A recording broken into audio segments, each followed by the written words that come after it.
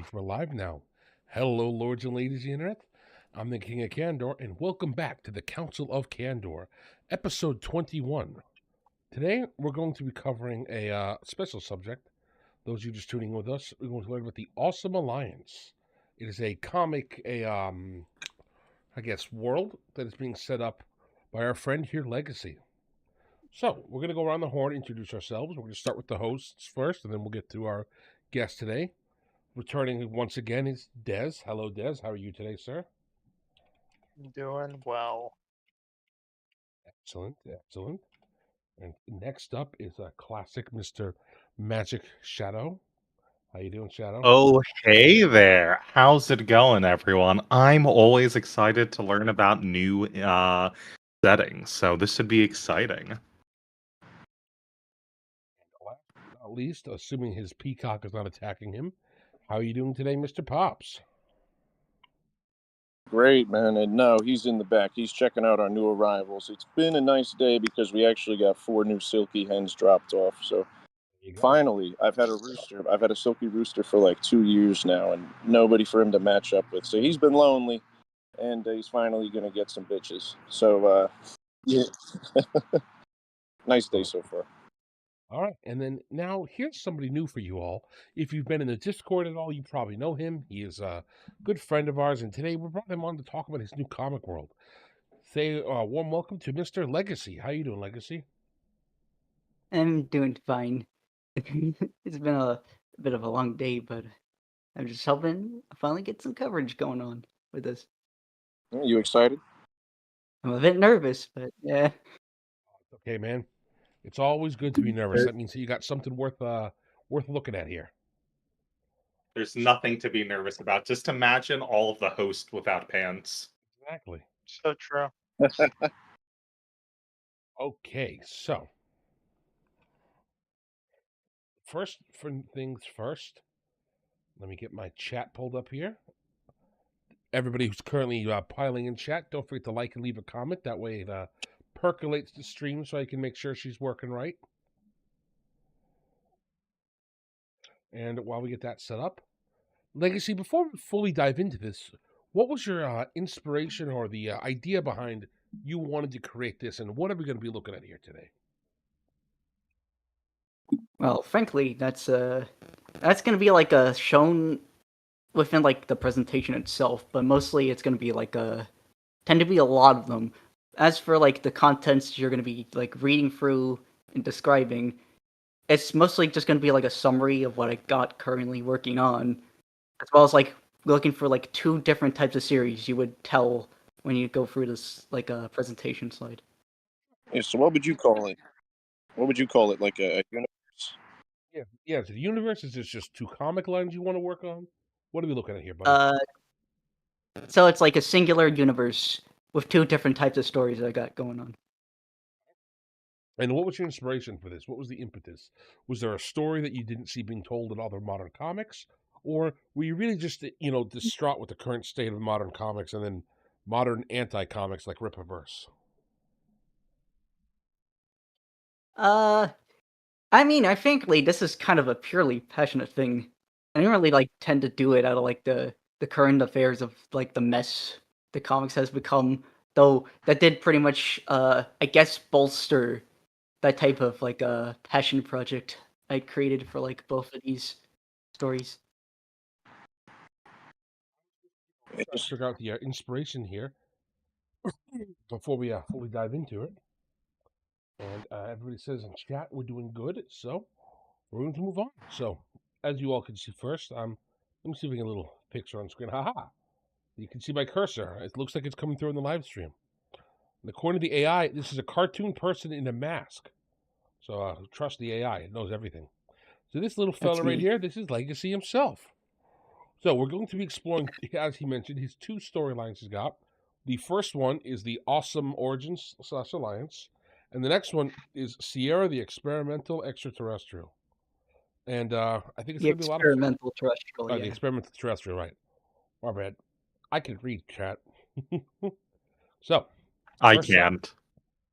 All right, I'm first page famously is an illiterate. introduction to the Alliance. So I'm going to quickly read through what he's got here to give everybody a chance to maybe he's having trouble seeing it, and those who are on audio only to get a shot. So we got two pictures here. One is a picture of the Justice League, and one is a picture of the Avengers. And he has written an introduction to the Alliance. 3 opposing factions stand in a world separated through a continuing war since the early 1900s that has lasted throughout the century. The humans, the superhumans, and the mutants. Each sides of a different coin.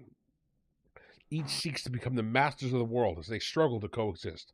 However, despite the brutal battles waged to gain control, there's still good people who desire the best for each of their factions, rather than to be controlled by the conflicts that they've inflicted.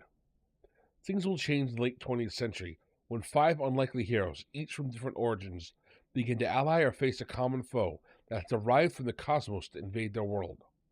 Together, they would put aside their differences to build a bridge between 3 factions to prepare for the overpowering threats that the world is unprepared to fend off. This team would fight for a goal rather than notoriety, or to remain loyal to a single cause. They're the Awesome Alliance. So, I like that setup first. I think that's going to be an interesting world that you've got going on there. I think it's interesting that you decided to pull things all the way back to the 1900s, as you said. The early 1900s, other than that. What a fascinating time. So, Yeah, have these factions, have there been superheroes and mutants the whole time, or did they start back then in the 1900s? Yeah, that's actually a thing I want to try to.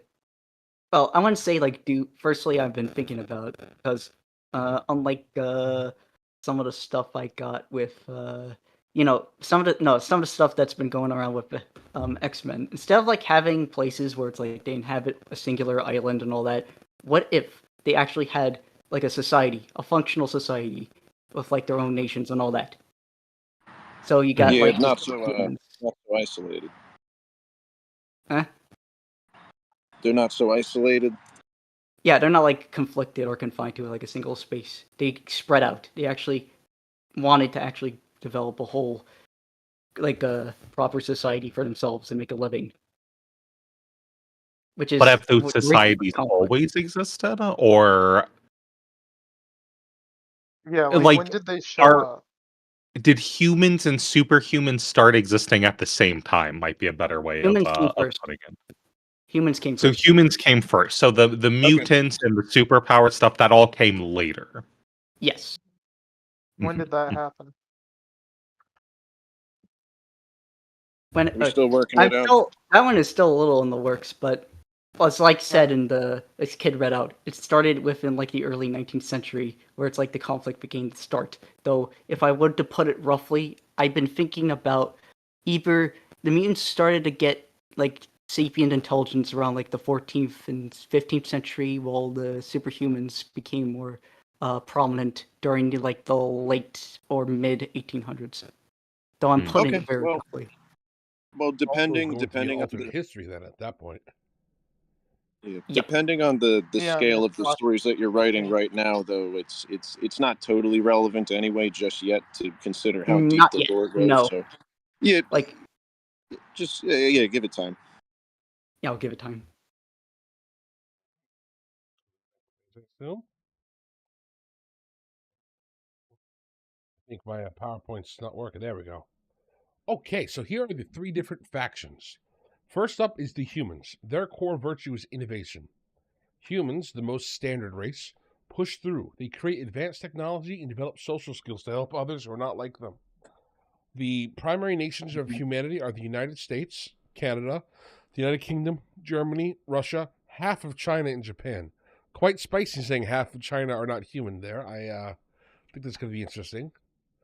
Those different nationalities would form the United Embassy and face the significant threat of the 2 powered factions have on humanity.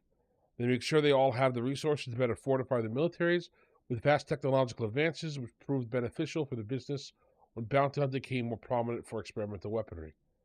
Okay, so reading this here, if I'm reading this correctly, these nations don't really exist anymore. They moved into some sort of like prime block in order to stop the other 2 guys, right?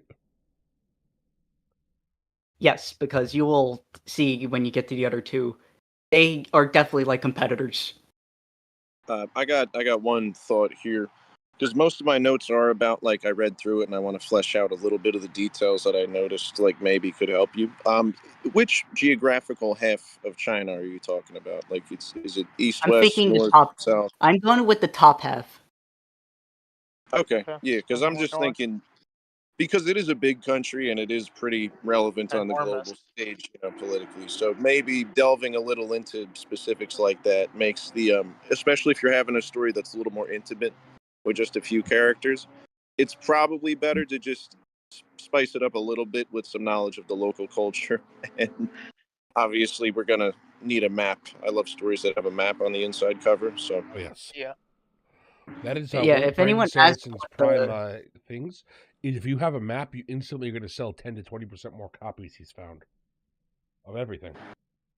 I I always believe it. find it a lot easier with the history books that I read that if there's like a map in the beginning, or especially I love it when they're like throughout the book.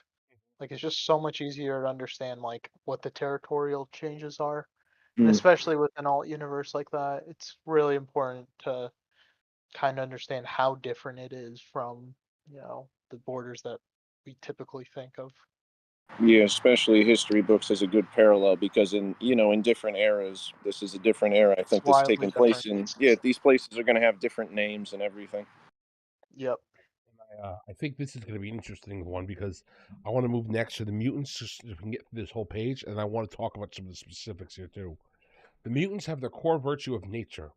Created from a primal substance known as genetic engineering liquid, or GEL, I really like the name, a wide range of mutated beings have started to develop a civilization outside of humanity that sees them as freaks. There are at odds with super mutants and humans.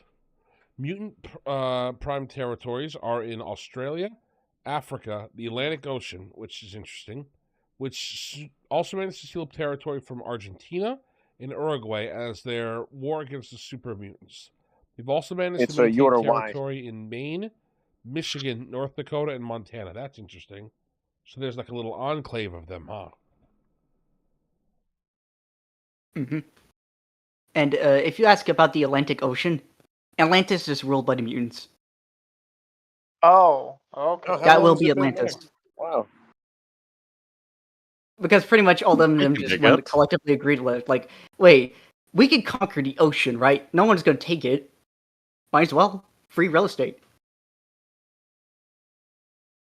Yeah, I think that's pretty neat, actually. Just why not? If it's easy for them to get there and no one else can live there, Do you easy need like a peasy.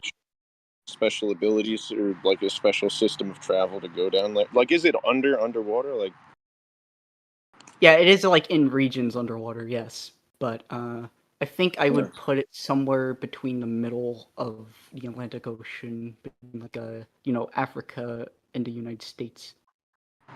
When you get to oh yeah, that's the Atlantic Ocean. yeah. So Do they build among like ocean rivers? That'd be kind of interesting. They actually have their own type of architecture. They're not like, the primitive type of mutants that just make like cave huts and all that. They actually have a bit of a knowledge of architecture and all that. And hell, I think I could even make mutants that know knowledge about like the different subcategories of like mutant autonomy, such as like the malforms or the animal forms of mutants. Mm. What you mean anatomy? Yeah, because there is going to be like a vast range of different mutant beings, right? All right. next up, So they have their own sort of study in that. we got the superhumans.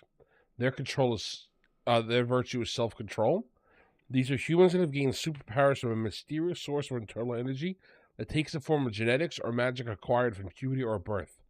They possess abilities normal humans don't have that range from the mind, body, and soul.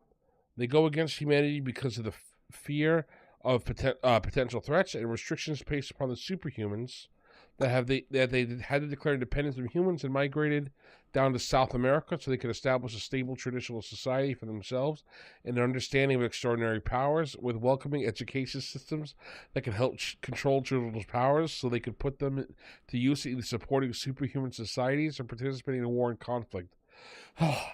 Please add more commas. Their prime nations range from South America, the other half of China, North Korea, India, and the Philippines. So I think this is the first thing I wanted to actually talk about with you, Legacy. Was I find your selection of who controls what interesting and upsetting at the same time. It seems almost random. I would like you to explain to me like why some of these places, if that's okay. What I'm wondering is there like a theme behind like which locations you gave to who? Like I feel like the humans still occupy places where humans are powerful, like in real life now. It sounds like the superheroes kind of went to like tropical climates. I don't know. I'm trying Not to even recognize tropical I mean, climates. It okay. if sounds there's a like they just pattern. kind of went to third world I am countries and took I them am by over, no means like except for, a Australia like a and historian or China. a geographer by any means, but from what I picked with some of the regions, they tend to be like not based entirely on climate, but more so it's like well, I guess I could say oriented based on like certain like cultures that I could possibly dictate with some of the characters. Like, Okay, in well, yes. So there was a reasoning behind the specifics of which countries you chose. So based on like where they stand socially or something like that. Yeah, because I know in like One Half of China, I want to have like specific China-oriented superhumans that are kind of based on like Chinese mythology, or hell, I could do like Greek mythology if I could. Though again, I'm a bit yes, I do agree with Kid. My selections are a little random, but I'm no means a geographer. Legacy. I don't How? like insult you here or anything. I think that's helpful to when you're trying to establish three factions that they have like logical power bases. I understand that you Yeah, want to make them have names and conventions off of different like mythological figures. That's cool, but you could always have intense migrations have happened due to war, which caused displacements. For example, let's say that there used to be a war between the humans and you said the mutants are the oldest, second oldest, right?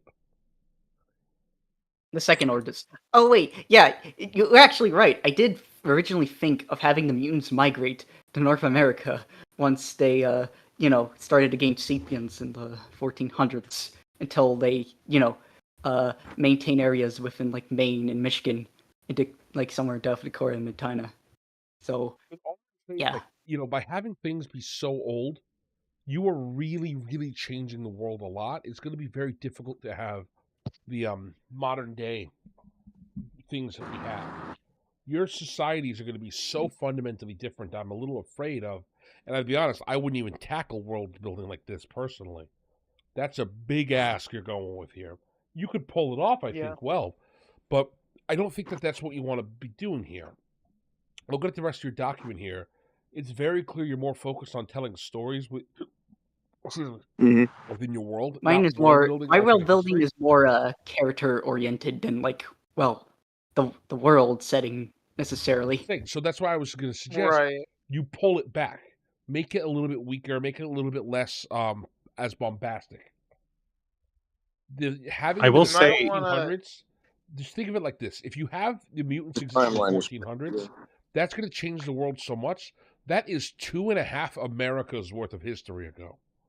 The entirety of Africa, Australia, North America, and South America pretty much doesn't exist in in the 1400s. It's there, things are happening, but it's got no impact on the globe. like, Mm.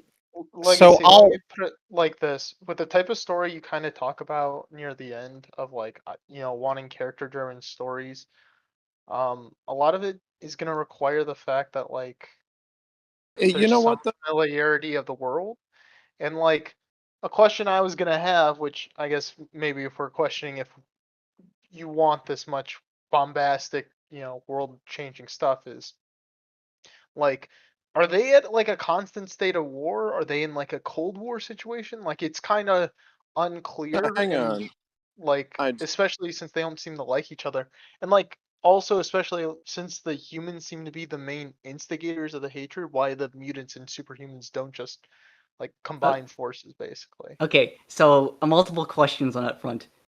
Yes. I do not want to intend humans of being the main instigators. All three of them are going to be the instigators in this situation. Secondly, what was another question? They are sort of in a tense of like a Cold War, more or less, but there are certain plans to like, from like different of the factions that want to just wipe each other out. So they kind of have to play it a little bit subtly. Yeah, I feel Before, like like, if they're still in a state of like tension, I would call it like an arms race, right? Like nobody's actually struck exactly. out big time, but yeah, everyone's kind of looking the other way, trying to be like, all right, what do they got? What can I do to defend myself potentially?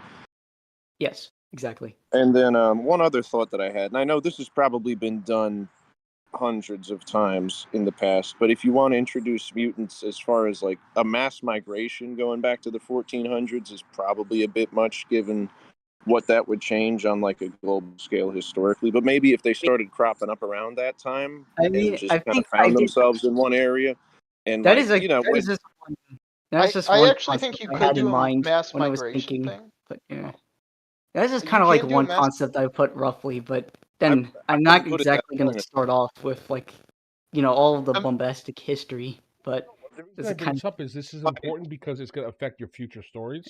If you like, great Yeah. example, if China at any point in history had mutants in it, then they wouldn't be the China they are today. Their culture and society would form around them. The Native American society, if they had people who were like mutated walking around, you wouldn't hear stories of the Wendigo. You would hear stories of these mutants and stuff in the mountains.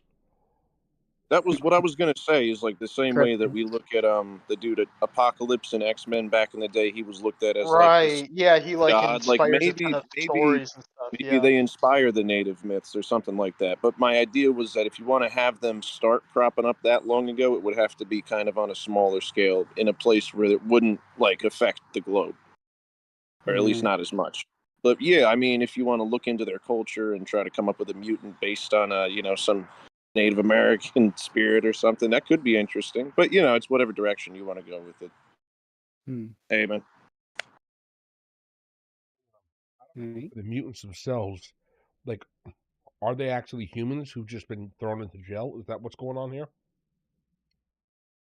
Yeah. So the main crutch of the whole mutants is that they are like results of the genetic engineering liquid, though you know um each of them can definitely vary based on like the mutation, though eventually there was a stable like lineage of mutations that got bred, and then just like different generations passed along, and then I have a eventually they established a whole society with I have a all those question categories. about that. So the mutants came into existence how long ago in this setting?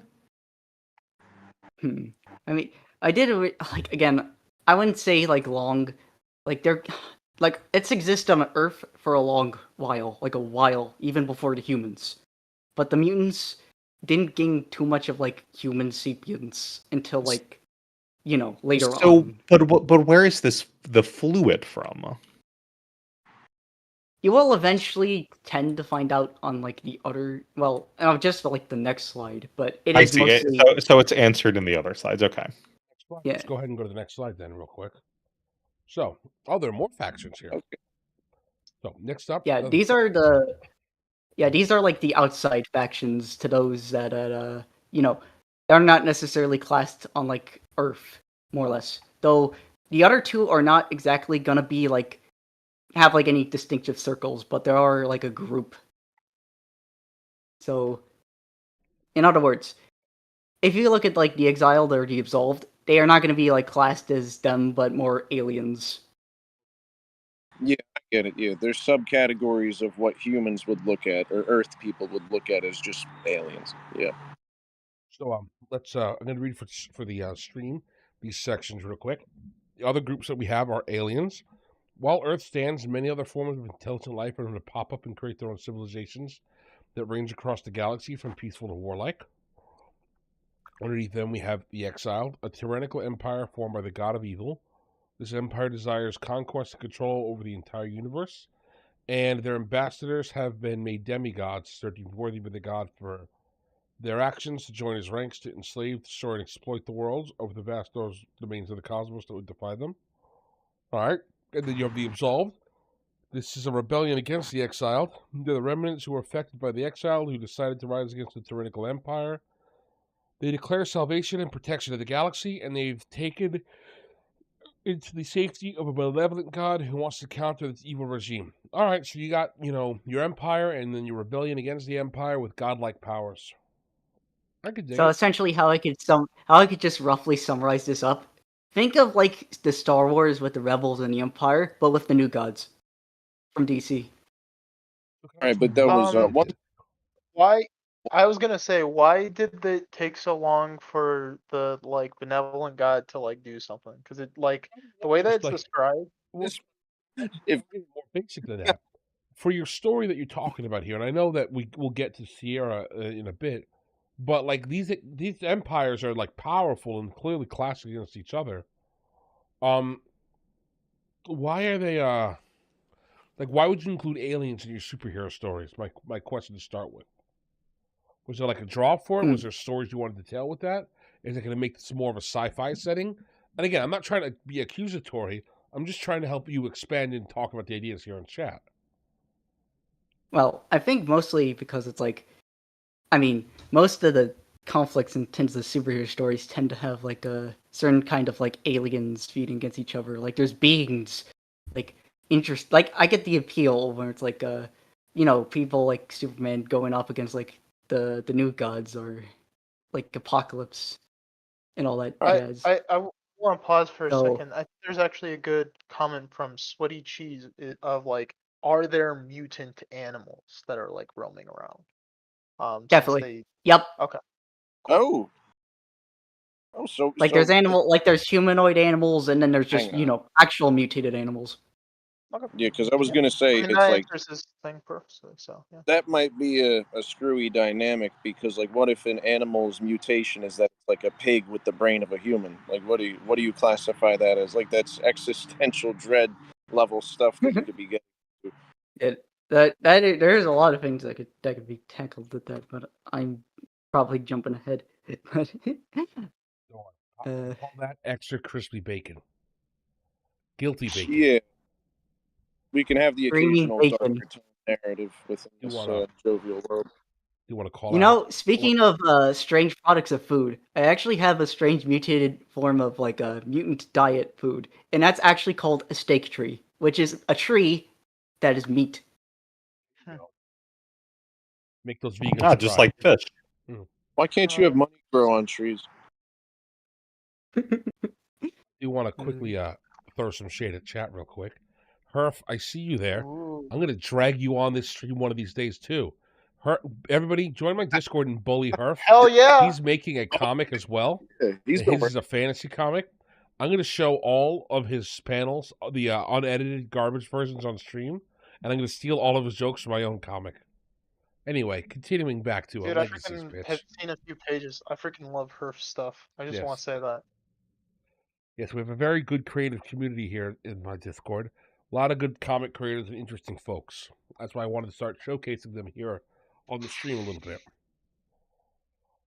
Now, Legacy says also here he's got the supernatural beings here that roam within the universe that come in the form of ghosts, demons, or angels that inhabit the different astral planes in unconventional means that cannot be explained or uncovered.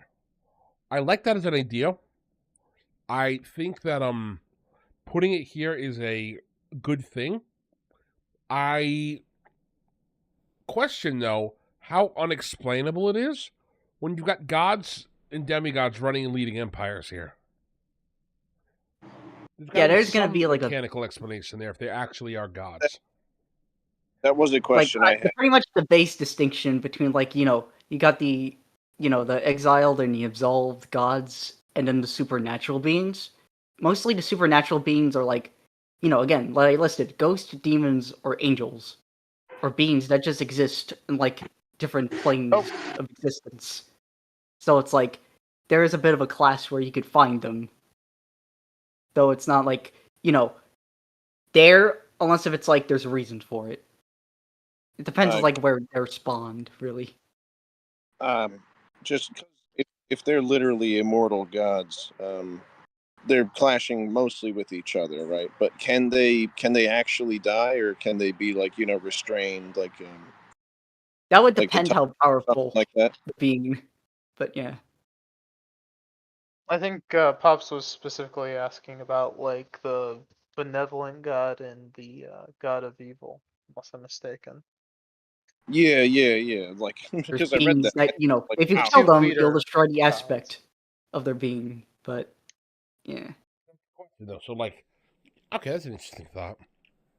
And then there's one more faction you got here: the precursors, said to be the very first intelligent life forms in the universe. These vastly giant intelligent beings whose goals are to observe all life in the universe. They have the most advanced technology to do, and they follow a set of rules that they almost follow, and so that others don't know. They don't get involved in the affairs or conflicts of other intelligent beings. They don't let any piece of information or their technology get into the hands of others. And they only engage in the affairs of other life if they dare create genetically modified organisms. Okay. So the precursors That are basically not needed. exist like in time and space where they come out and only screw with people who are breaking their rules. No. They're like No, the Watchers, more or less. yeah, I was gonna Like say the they're Watcher basically and the the Watchers Collector. from Marvel. They do like Jack ever, like they do nothing ever. Period. They just watch.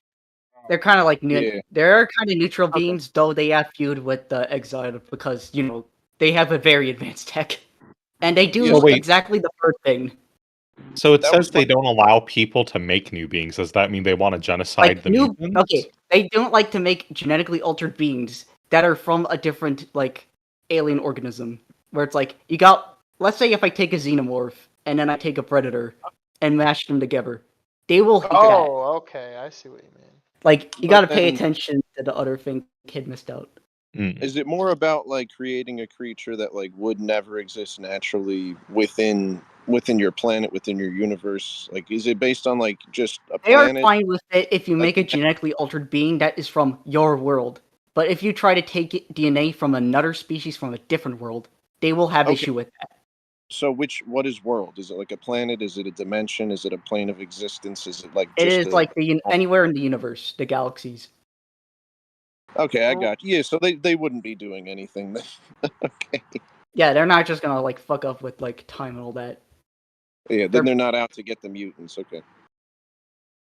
Interesting, weird rule we got there, but okay. And then Sweaty Cheesy asks, "Are they very powerful beings?" Asking about the exiled. Yeah, that's a good question.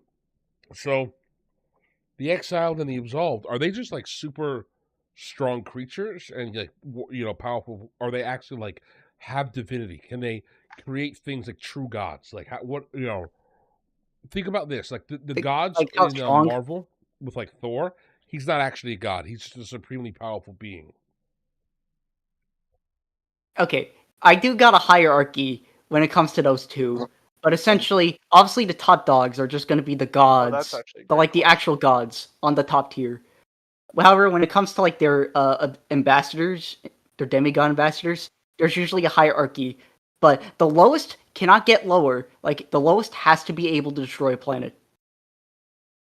Okay, so the lowest can Like there destroy can't be anyone that's like not able to destroy a planet.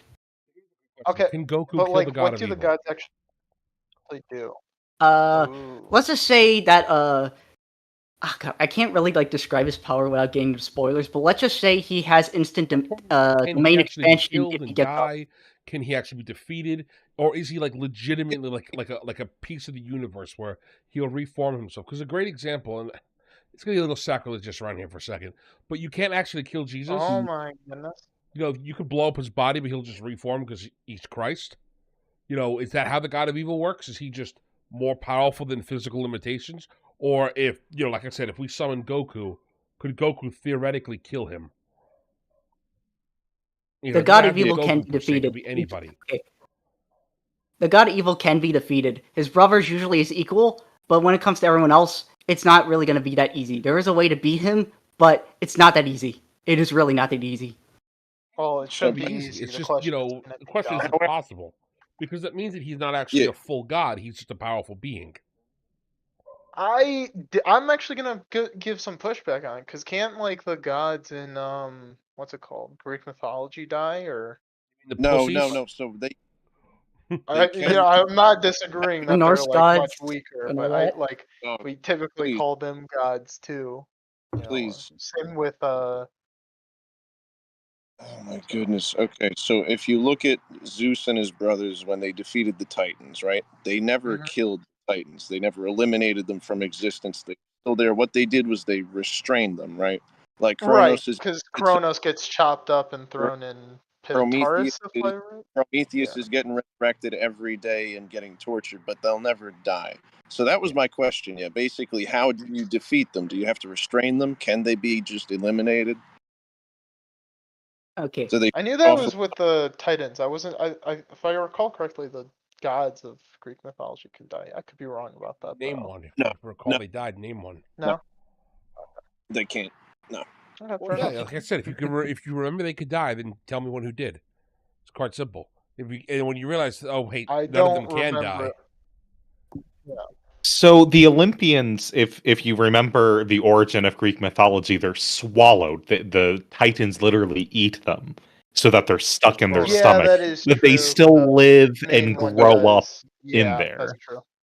Yeah. So no, they can't die. Norse gods, though, they die all the time. Oh, for sure. Maybe I was mixing up with the Norse ones. That might The be Norse why. don't actually have gods. We They wouldn't could call them never- gods. Ultimately, like your point was, like they can clash and be defeated in a way. Like they don't have they they have godlike powers, but they're being restrained and they don't have influence. Yeah. I mean, there's like obviously like a tier of like how Yeah, powerful they power are. levels and who can The beat who, hierarchy. that's Oh, yeah. okay. But I'm just, the question is, like, if, the reason you Oh bring it yeah, up yeah, is of course. if they're a Gotcha. fundamental, like, aspect of the world and they can't be destroyed, it's kind of like, it's a different vibe to the The cop story. out. Huh? No, definitely, I agree. Mhm. I actually think there's a great question. It's not related to anything that's being said, but how Well, I fast do is think it faster relates than to it. light Let's just travel? finish up this God discussion before we get to that question. Okay. On that subject, the reason I ask is, are there other, how do the gods interact with the supernatural? Can they control it? Can they see it? Can they, like, deal with it? Or is that just something that they can't even deal with? They can deal with it. Okay. Like, they are pretty tough. Define Like- deal with. Yeah. Like, I don't want to get into too much on their power because that would mostly be a spoiler So thing. we're not asking like for how strong they are. We're not asking for like any type of spoiler. What we're asking is, when you say God, do you mean Thor or do you mean Greek mythology? Maybe that's Yeah. a simpler way to put Yeah. it. Oh yeah, I would say I don't know if I would say like they Greek. I would have to say the Exile and Absolved gods or like they Well, are this is sort of maybe like for reading Greek comics to mythology think though about it. when it comes to the Well, hey, let's go to Well, comics. Think about the evil gods in, like, Darkseid. He doesn't actually have godlike powers. He's, like, incredibly powerful, but he doesn't have the ability to, like, will things into existence like a real god does. He can't, like, he can yeah, be okay, killed I and see what stuff. you mean. Yeah. Yeah, like Darkseid's kind of like just stronger. He's stronger than Superman, right? Or well, you get my Oh, point. he's Like up just there like with a everyone. strong guy. Yeah, but, Literally, like, he has an think alternate about I know someone he's like like like another Goku. dimension. with Superman, but my point is like, yeah. I don't know if you've Okay, seen that's Star Trek Legacy, but, like, Q from Star Trek, that's, like, more godlike than what Darkseid would be. If you ever seen Star Trek. Yeah, I think I'm starting to know what you mean by like Yeah. God because I'm not term fully remembering the whole definition of it. But You're okay. uh, Again, we're yeah. just trying to, that's what we're trying to aim it at. If these guys are more like Darkseid and like the Norse gods, where they could totally The still new be gods, killed and get their yeah. ass kicked, that makes sense. We're just, again, we're trying to gauge the power levels here. It's okay if they can share their power with other people and set them up. That's fine and that's cool. It's just, again, we're trying to see, hey, if these guys can be killed, then they should be functional as beings, which it changes the storytelling a bit. Because now, if they can function like that, if they're like more just like dudes who are supremely powerful, it frees up your world building in a new way. Whereas if they like legitimately are gods, then you have to have the question of, well, why weren't they on Earth? What does it mean for the Earth gods? Is Christ still around? Is Hinduism correct? You're going to get into those issues if you start like saying these guys are real gods in a setting that is like set on Earth. But if they're just like supremely powerful beings, you can kind of get away with it.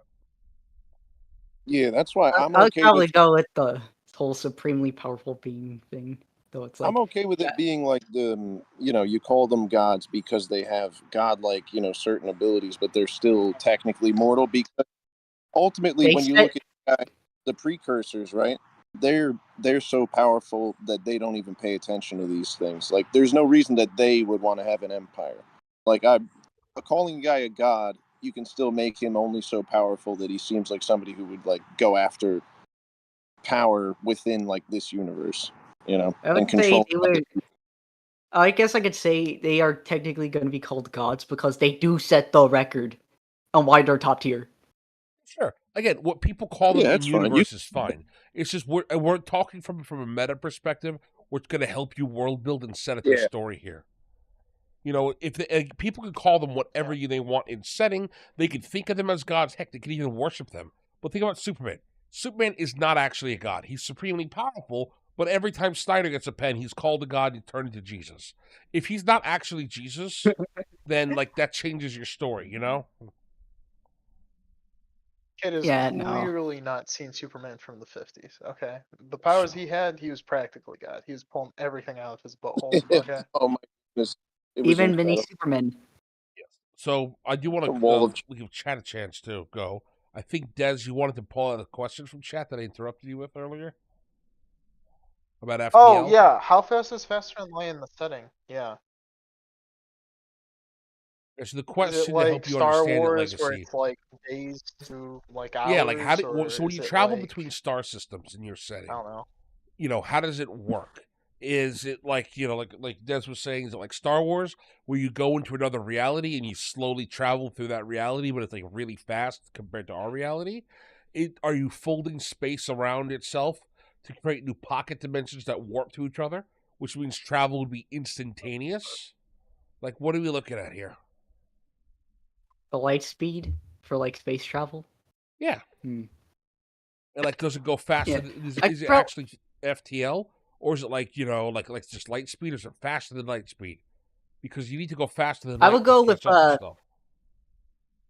I'll go with like a light speed because I want to get a system where it's like you can't really be faster than light. Mhm. You're gonna have to be faster than light. Like Yeah, that's you're gonna have to not be a little really faster than negotiable. that. Otherwise, you never You're catch gonna up have to to be light a speed. lot faster than light. You Yeah. like, unless you want to have everything, like even if you had everything in the same solar system, you need faster than light. Like, Well, put it like that's Mhm. this: not if you had a realistic. galaxy-spanning empire, it would take Right. you a year to get from Earth to Alpha Centauri, which is the closest place to us. If you had just like Mhm. light speed travel, a full year Okay. of your life would be spent You need traveling there. faster than light. And just something I want to add is you don't necessarily like not literally everything has to be answered, but when you like set up some of these like things you have in your setting, they make us want to know the answer to them. That's why we're asking them because like Yeah. if this whole thing was set on Earth, we wouldn't be asking these questions. But once you start adding like space traveling like god empires, it starts to become a important question. Right, Yeah. because then the good example is the evil empire. Let's say they sent a battalion to Earth. How long would it take before they could get reinforcements? Would they ask for reinforcements? Like, is it a possibility? If it's like the orcs in 40K, where they kind of just launch a rock in a random direction and party on the rock until it crashes somewhere, then kill everybody. And if they die, who cares? That was a weak rock, then that's fine. But like, if they're going through the galaxy in an orderly fashion, planet after planet, they're probably going to be able to call for reinforcements. Even if you Oh don't yeah, want them that to would show be up like here, how long could it take for them to get here? That's what you got. How long would Yeah. it take for them to collect taxes from their empire? I think I might have asked at the beginning, but I'm still kind of confused about it. Like, why is the Absolved a rebellion? Like, why is 'Cause that not like a rival empire? Well, I think Like I'm going on to the get same into that okay. later on, probably from our legacy. Okay. Well, I would means, say right? the reasons are a bit obvious, but I don't think they're obvious. Like I'm gonna need that. Like they seem to be like they're on similar footing as far as I can tell, and I Oh, don't see why the exiled would Oh, like have yeah. gotten such a major foothold over the other. That's another Oh. thing with world building. Things that are obvious to you aren't necessarily obvious to the people reading it. Yeah, I and think what I especially meant since by like you compared it to Star Wars, and I do think the most obvious thing is Star Wars for a comparison. But with Star Wars, there was like a a little semblance of stability and like a like framework there's that like was a taken little from like you by got the an empire. Yeah, you had like a little empire, like you got a big empire, then you got these little like rebels. I think when I God, Yeah, I mean, I feel yes, like I but should have. I'm No, I get what wondering you mean. why there's the little rebels are the good guys and the big empire is the bad guys, and why it's not Alright. two big empires fighting each other. Like, It's why is simplest, the what? simplest Yeah. explanation. Look at the names, all right? You know what absolve means, right? hmm Yeah, like forgiven. Like your sins are forgiven. You're no longer in exile and punishment. Okay. hmm And so before they were absolved, they were exiles. And so the exile empire came first, grew over time, and got bigger. And this other one didn't exist yet. And so it's smaller. Like that's it. That's what's obvious What to was the him. god of the absolved doing while the god of the exiles was expanding the several civilizations? Was he just like Maybe jacking he off was, in the corner? Like it That would doesn't. be that would go into yeah, spoiler territory, but let's just say I guess it's a spoiler, let's but just it's say both of important them for had us a to very kind of know. opposite intents. This is the So, major part of the Mm. world building. I just don't. It's confusing for like I don't know. I, mm, Chat by the has way, elucidated to me that I was wrong. The Alpha Centauri is not only a year away. It would take 4.3 years to get to Alpha Centauri. That means that it's it's 4 years of straight traveling at the speed of light. That's why and so many of that's these. That's keep it Space on. no is truck stop, big, no guys. brakes, Can't pull over for piss. 4 years. Yeah. So Gotta hold it in. exactly, hmm and that's why we bring this up because it helps. For And the all reason is years. we're focusing on this is Earth is really small and very easy to fuck with. Like you could just launch a rock into Earth and destroy it. And you already said that these guys, the exiled and the absolved, are powerful enough to break apart to be like planet crackers. If they're that powerful, Well, you Yes. really not run into an issue quickly, where it's like, hey, why aren't they just cracking open Earth if Earth isn't like doing what they want? If they can't conquer it, blow it up. actually, kid, it's actually a bit worse than that because it's the least of the least of the enhanced. Was it like he calls them Bastards. demigods? Yeah, The least of the demigods hierarchy, can do yeah. that. yeah. Like So again, like I'm like okay with the them being worst. supremely I don't know how powerful. big. I don't know how many demigods are, but I guess that might be another question. How many demigods are there? Is there like 100, 1,000, 100,000? Like how big are we I talking? mean, I don't know if I've got an exact number and also names to fill, but Names and numbers. I mean, How I do Well, I you think mean, I'm not feel? expecting Like, are names. you feeling like there's I'm a thinking handful of them, about or like is it like the Jedi where there's like thousands ish, however many the story needs? There's just a I, lot of them.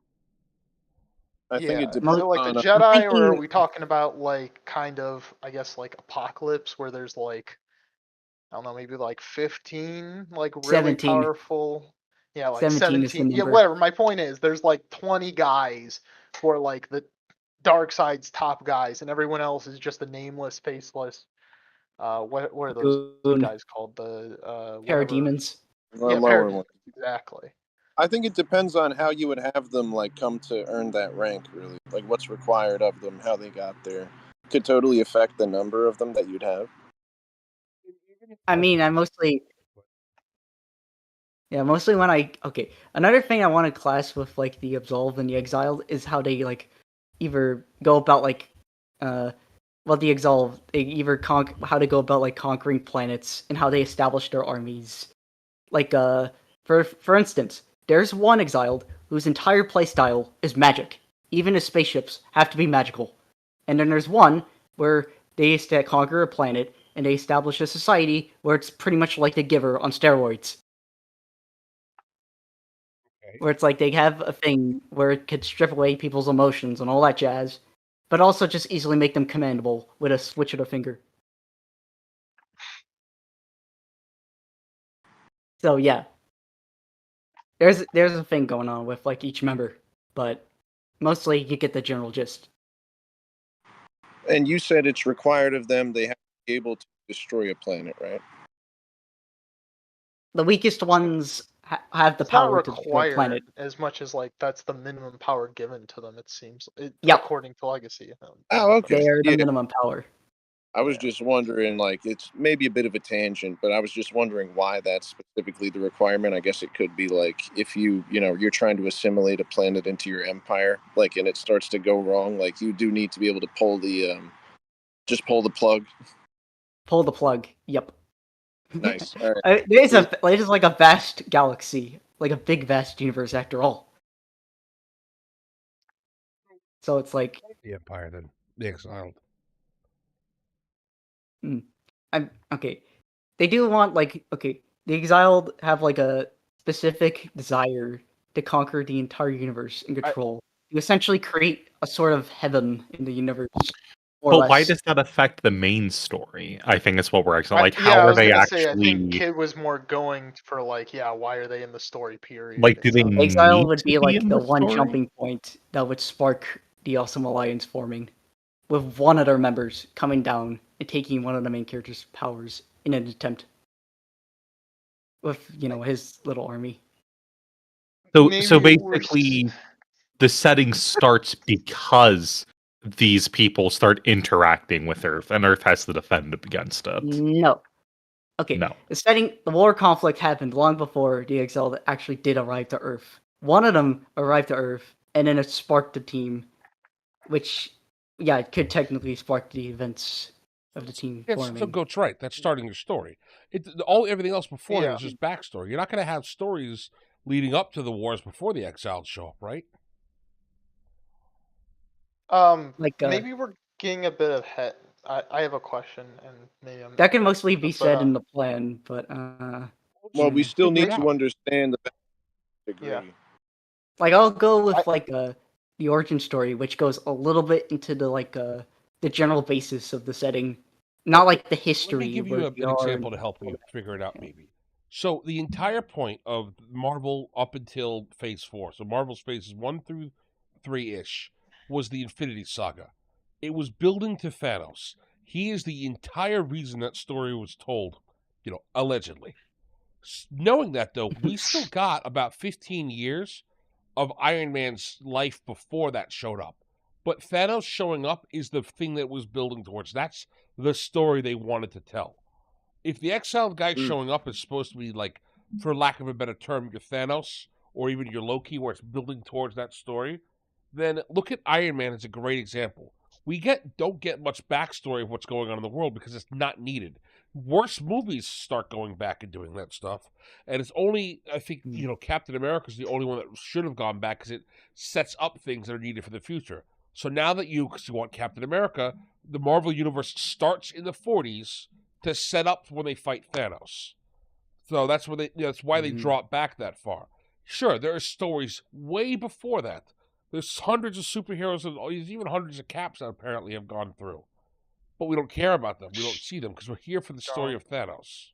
So if your story is them fighting one of the members of the Exile, the Awesome Alliance, if that's like the main driving point of what the first group of issues are going to be, we don't need to know what's going on too much further in the past.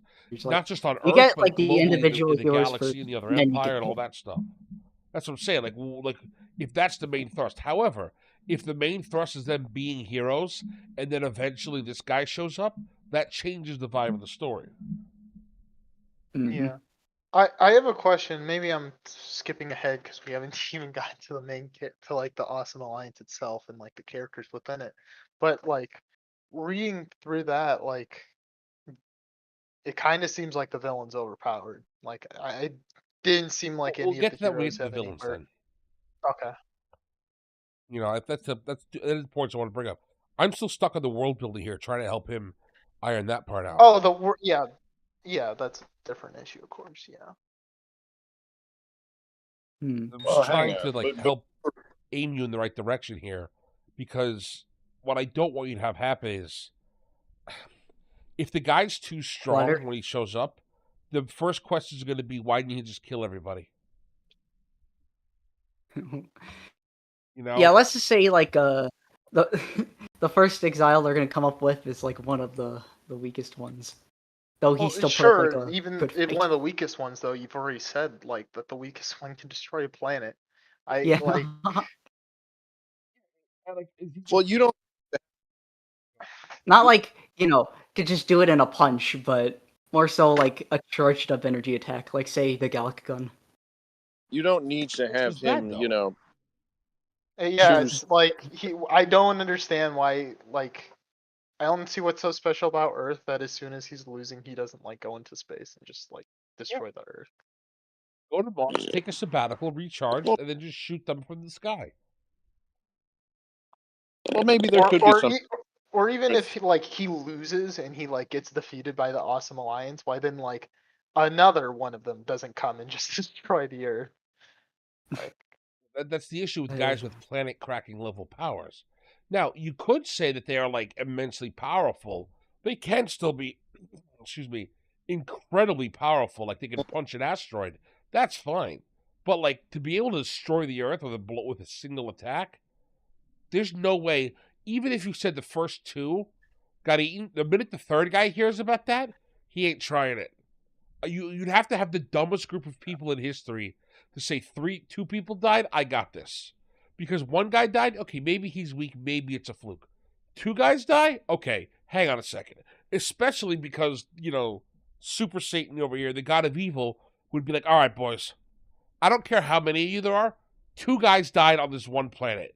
Everybody go there and kill them, or we're just gonna blow up the planet and move on because whatever's there is too powerful for us to deal with. yeah, like yeah, Marvel actually kind of avoids this pretty well because they have like such powerful like in kind of all facets where they have Reed Richards explore stuff and finds out the politics, but then he also has like the ultimate nullifier which can which kill he had to literally travel anything if through you will or space not. mostly for the Watcher's help, but Yeah, exactly. He gets the Watcher's help, but my point is he gets a weapon that's so powerful. It's like a nuclear bomb and tells all the more advanced civilizations that by all means should be able to destroy them. The scrolls and the oh, shoot, what's the other one? essentially telling Scrolls them to and fuck off. Yeah. It's the other ones basically just get. yeah. deterrence. Yeah, it's a deterrence. And then of Yes. course there's also, Yes. there's also the magic stuff where like Doctor Strange is so ridiculously powerful that like it also acts as a deterrence. Like even if, the scrolls, or something bring in some planet killer, like Doctor Strange is so powerful, not to get into Doctor Doom and people like that like even if they did destroy the Earth, like they very likely could just get themselves nuked. Where Yeah, I where like I the. was, when I was reading I some of your other characters, I don't see anyone who has nearly that type of nuclear deterrence capability. Sorry, Pops. Keep going. Yeah, I was gonna say that's why I like the idea of it being like an arms race between the humans, the mutants, and the superhumans. But like once you introduce some new element that's been conquering entire planets, having that arms race between them would just destabilize them and make them disagree on how to deal with this thing. Unless that's the point of the story, right? But I just feel like it would be difficult to try and make a transition from like all of Earth is in conflict with itself, and then somebody else shows up and can't take advantage of that, or maybe they do and maybe we counteract it. So I mean, we should Well, get on with what actually happens in the story. Mhm. Mm. Mm. Unless you don't have a plan for that yet and you're just setting up the universe. Kind of like a one half again with this whole character thing where it's like I got the little plan you haven't got to yet, but mostly I do have to tend to think about the issue, and that's not even like getting to the other characters that can actually take on the Awesome Alliance that are from the Earth. But All right, well, yeah. the from what I read actually with the like Earth-based villains, I didn't have too much of an issue. It seemed like their power levels were more in comparison. It's when you get into these like Earth destroyers that I'm like, so like, why do the villains not just like slam dunk win this? It's Where like, I'm, I mean, I think I know it's like that seems like an easy crack an egg situation with the whole planet dunkers, but let's say later on in the presentation I did actually give a little explanation for why he didn't just blow up Earth on the spot. The planet It's- dunkers. Yeah. And, you know, I would gonna say give 'em- I'm okay with there being reasons. It's just trying to, I don't know, we're just trying to figure this out with you. And I don't want you to waste your time. I don't want you to go through all this effort of designing, these stories and then realizing, oh no, there's a problem at the beginning with the inception of the setting. And I'm going to come to you right now and Yeah. tell Right. you about my own failings and my own problems so you understand. One of the core things when I was designing my setting of Enos that I wanted to have was the way that the actual game mechanics for my magic system. I'm not going to get into super details here, but I needed a way for you to kill yourself while casting spells. I struggled for a long time trying to figure out why would anybody cast spells if there's a chance you would kill yourself. Because all the systems that I had beforehand, like you rolled a d100, and if you got a 5 or under, then you took damage. Like, why would that work? I eventually, and I think Dez is the only one, and who, well, I guess Shadow too. You both can really attest to the system I have now makes way more sense as to like you don't have to just kill yourself every time you cast a spell. But like before I had that in place, that was a real problem because now it's like, why would anybody become a wizard? There's safe ways to cast spells in the universe. It's just if you want to do the really big stuff, it's very easy to hurt yourself doing it. So that Yeah, well, entire that's system. called- Go ahead. That's called addiction. Yes. Oh, you wait, Pops. One of these, you probably. I think my fantasy settings will be one that you're going to fall in love with, Pops, when I can get around to showing you it. Besides the fact that there's an entire cowboy section of the map they haven't found yet. There's a lot of subtle themes and ideas in here that would resonate with a lot of the works that you like, McCarthy. But I'm getting back to the thing. Looking at the the setting, that only came about because I really, really wanted to like structurally come up with that as a thing. You can die from casting spells. So I went through and I designed an entire magic system. I designed rules. I went through hours of different lectures and looking at how other games have done magic before. And then it took me a while to come up with what I had. And even then I had to include certain writers and certain like the god of magic provided this and who did this to set it up so it's like, okay, this is why magic developed in this very specific way and still is widely spread enough that they can use it. And that's okay though, because had I just skipped that, I would have what happens with D&D. D&D's magic is absolutely stupid and broken. They constantly have to go back and try to rechange things because the fact that you have level 0 spells sort of ruins the entirety of D&D. The fact that you can cast magic for free at unlimited times basically breaks their whole setting, but they're not smart enough to acknowledge that. And that's one of the foundational problems with their setting. Your setting here is nowhere near as bad as that. It's just we're trying to say, hey man, as you're designing it, if you want aliens to show up, in these giant empires, that's cool. Build it up so they can. Instead of having it so all the demigods are planet crackers, maybe make them just powerful enough that they could like not necessarily destroy a planet. Render Earth into like a heat Country. rock. Well, Like not like basically instantly. render Earth into a giant hot rock. How about like they could win a war by themselves? Yeah. Like as far Yeah, as if it was like win a war or something like Be like that, a hand, it would just be like an far instant less hand of a nuke. big deal. Just like a Don't nuke give from that the palm though. of your See, hand. Don't give them nuclear fists. Make it so like they have high enough durability and their other abilities that it's like, yeah, it's one guy, but we don't have enough resources to kill him. I got This Superman is so is a you great example of this. Superman without kryptonite could solo all of Earth, but he doesn't have to kill us in one hit to solo all of Earth. Yeah, I was gonna say like this scene in The Boys where the Homelander just goes over to like Iraq or whatever and just wipes out a whole building of people. Like that level would probably be fine. Yeah. That's still powerful enough that you'd call them demigods, but it's not one of those things where we look at it, it's like, okay, if he lost, why didn't he just kill everybody? Because, yeah, if that guy that's theoretically possible for him to lose if but he's still supremely powerful, especially when you have in this current setting all these other factions and these different people who will come to work together, as we'll see in a few more pages.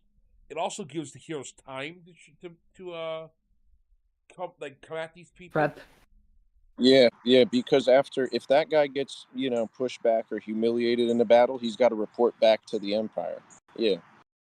Mhm. So it gives people a little bit of time. The same way, like, you remember in the first Avengers how like they beat I Loki. was just gonna bring that up, you piece of It's crap. exactly that level of power, and Loki literally could be classified as a demigod. So I think it's a good thing to kind of take a bit of influence from just the dynamic between him and Thanos at the time. Goat, you've been quiet for a bit. Did you read the Sweetie Cheesy's things in chat real quick to us? There's some great points you brought up there. Yes, he's All awesome. right.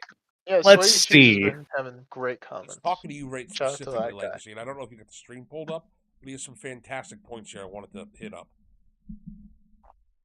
The plan. Let's see. Starting from a setting where you can pop through a portal, which is on planet, and go across Scroll the down universe to has most way recent different tweet. That's the real logistics. important stuff. Okay.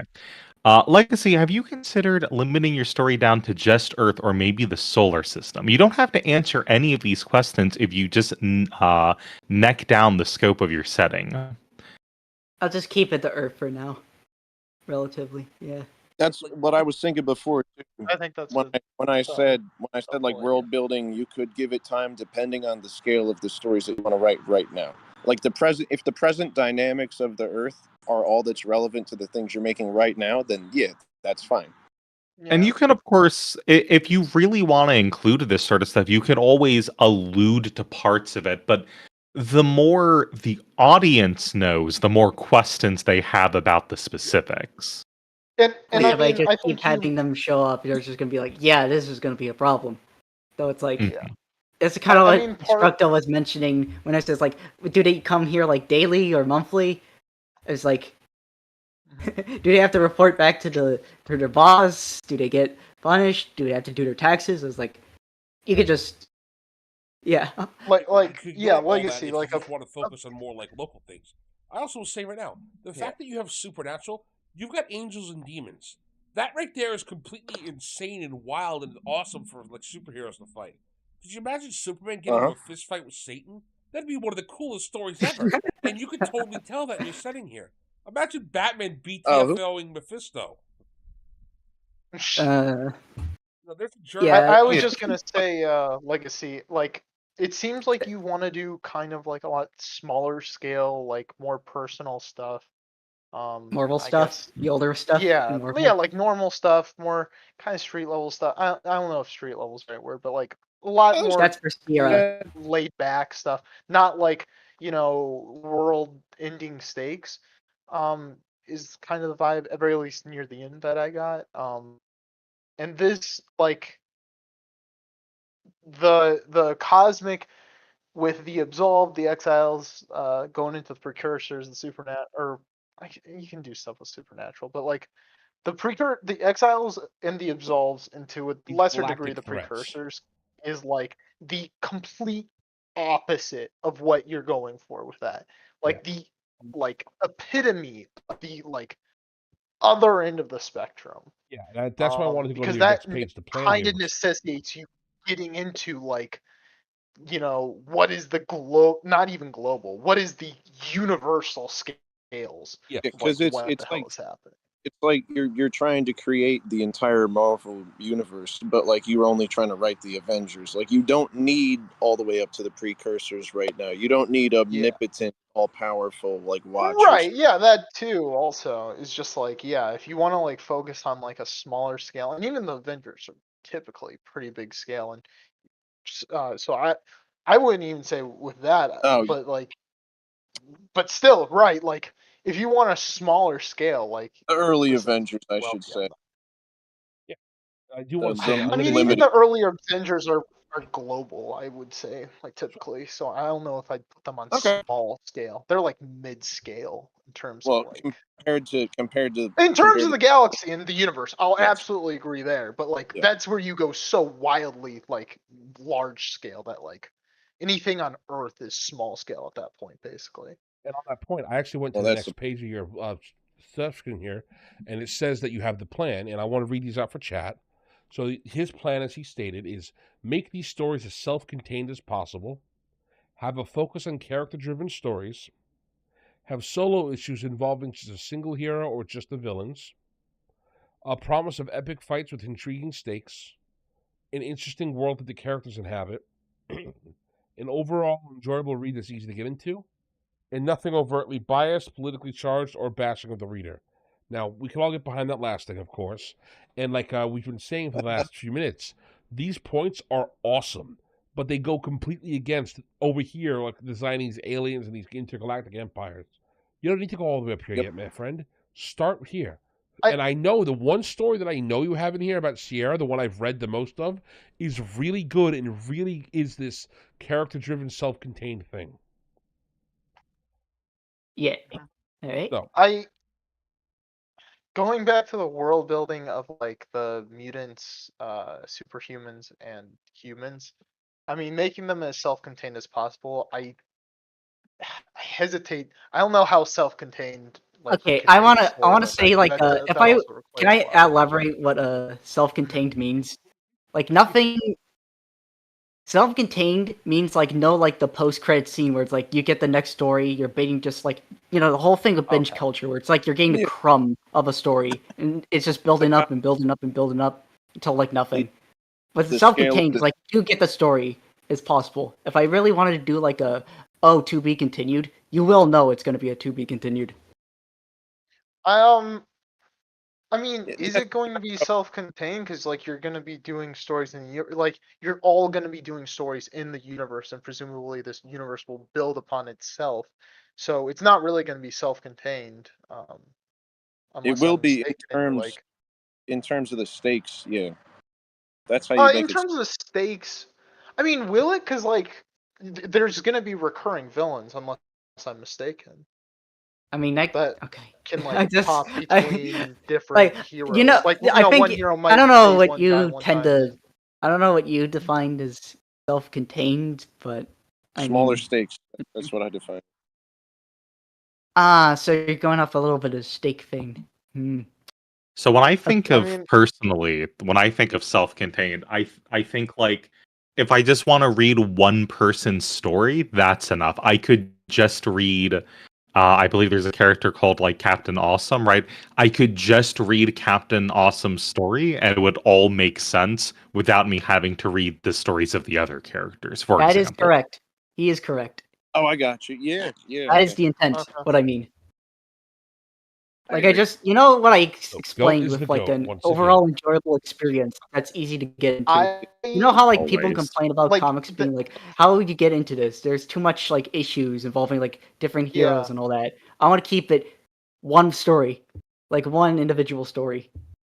I mean that's a nice ideal for the beginning, but unless you're like constantly killing villains or resetting the hero's progress, I'm not sure how sustainable that is. Because I do feel like at some point, if you have like a reoccurring villain, you're gonna get into the point of like that villain's gonna have a story over however many issues, or the hero's gonna change in ways, and presumably Killing that off change the will be villains reflected because by characters from like previous stories.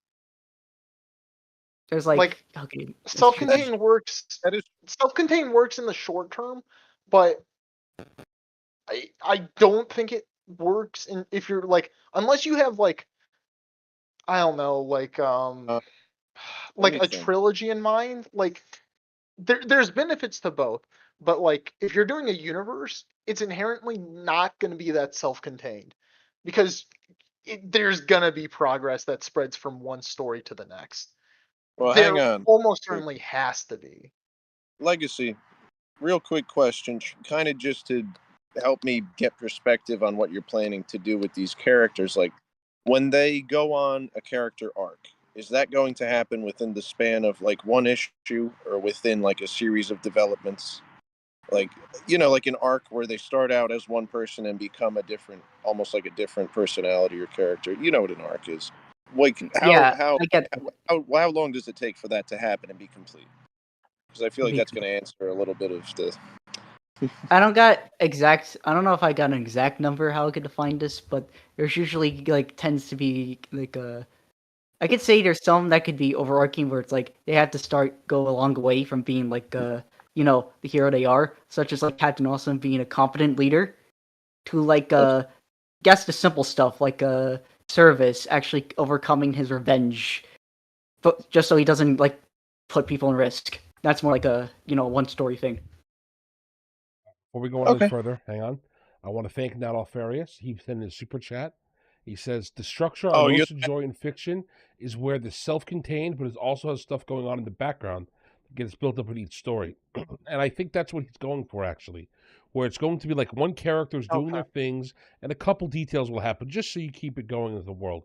He doesn't want to have it so you have all this, constant thing going on where, like he said, the only reason you're watching this Marvel movie is to learn what's happening in the other Marvel movie. Whereas the way Marvel used to be, you could skip 2 or 3 movies and still have pretty much the entire story understood, because for the most part, anytime the new movie started, they caught you up to date with what's going on.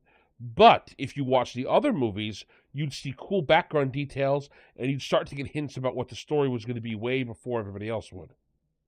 I'm pretty sure that's what Legacy's going. Could you correct me if I'm wrong on this one? You're absolutely correct. And not only that, I did say in the third point, solo stories having a single hero or just the villains. I really want to get into the character diving of like, a group of villains or a singular villain's perspective on things. I actually that could make for a good story.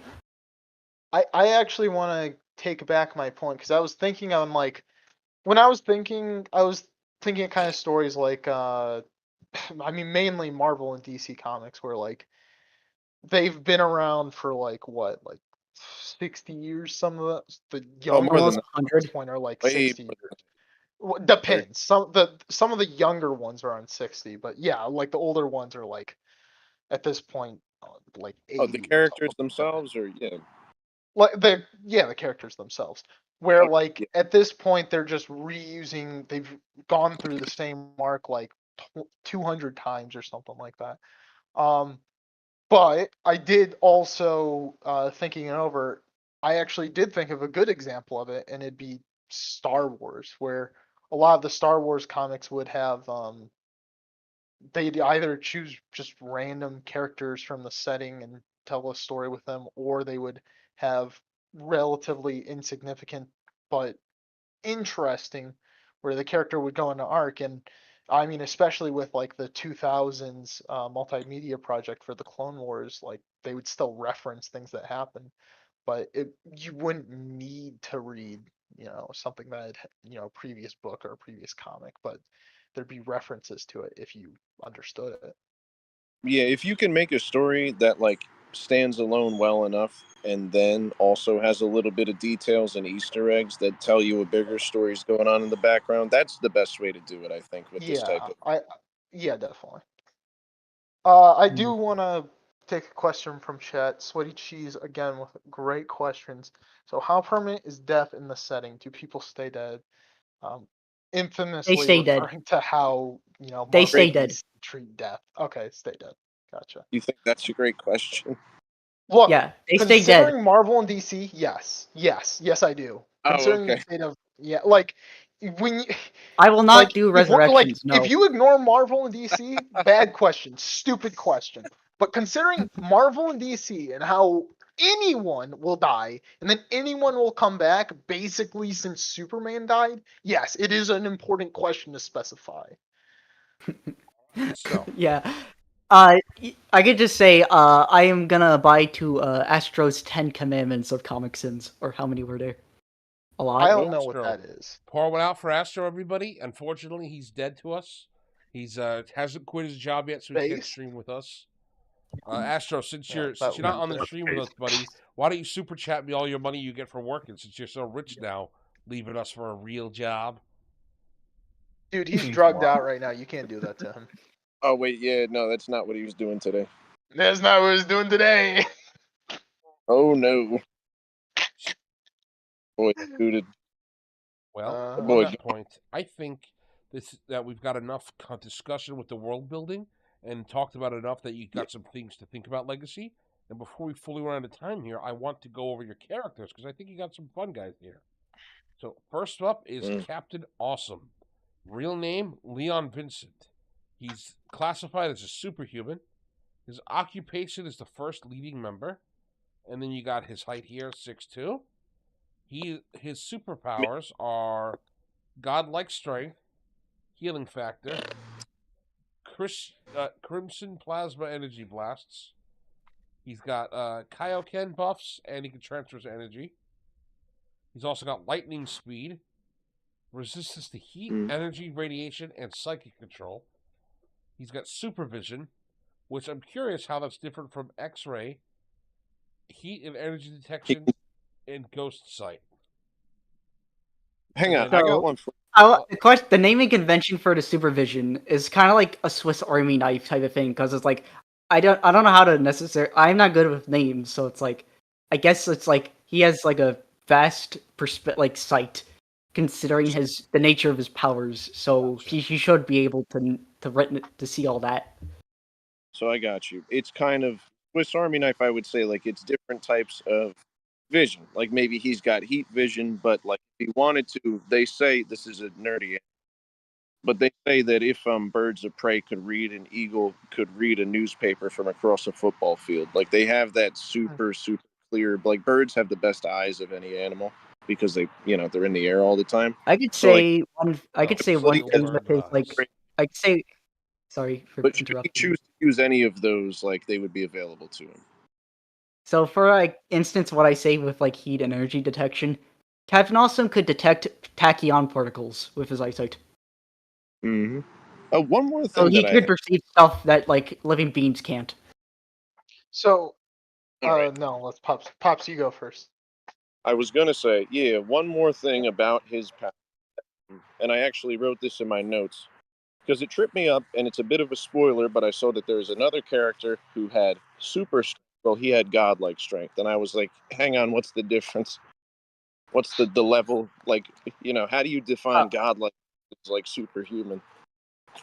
Sorry, Like, yeah. he's How are definitely, you define godlike strength? Actually? Like he's definitely on like a the big boy caliber of strength. Well, though it's define like big boy. Are we talking like Hulk? Are we talking like She-Hulk? Or Yeah, Hulk has so many. I would say Hulk type of The Hulk strength has so relatively. many which level of Hulk? Because like, are we Yes, talking like normal Hulk? Or are we talking like Pissed off World Hulk. War Hulk?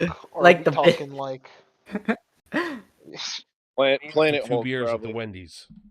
Because like the maddest Hulk was in World War Hulk, I believe, and it's when he So finds pissed. out that his friend betrayed him and got his wife killed, and then he takes a step and causes an earthquake on the west coast.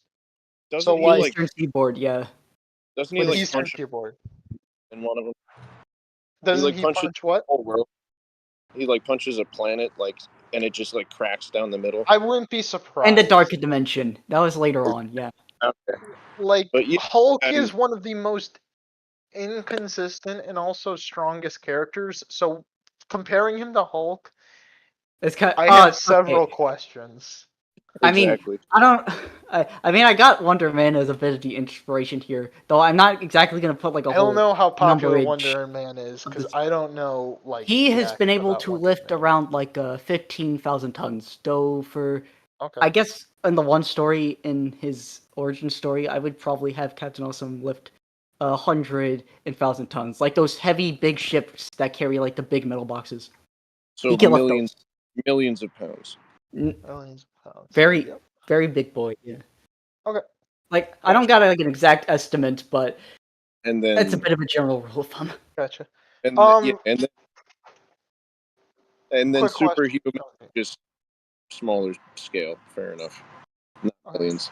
So, I got 2 questions actually, real quick. yeah, then we'll get to his Why does he have a backstory. sword, and what do you mean by he can't be killed by decapitation? Like he's like Nah, he can be Deadpool, killed. or There is like... no can't. Yeah. Hmm? He agreed. can be killed through decapitation. Oh, can be killed. My bad. That's That a makes sense. weakness. Yeah. Yeah, so Um, I'm sorry, I didn't get I to read his that book. weaknesses. He's vulnerable to acid, dark magic, and matter. He can't Dark handle his own magic. energy being used against him.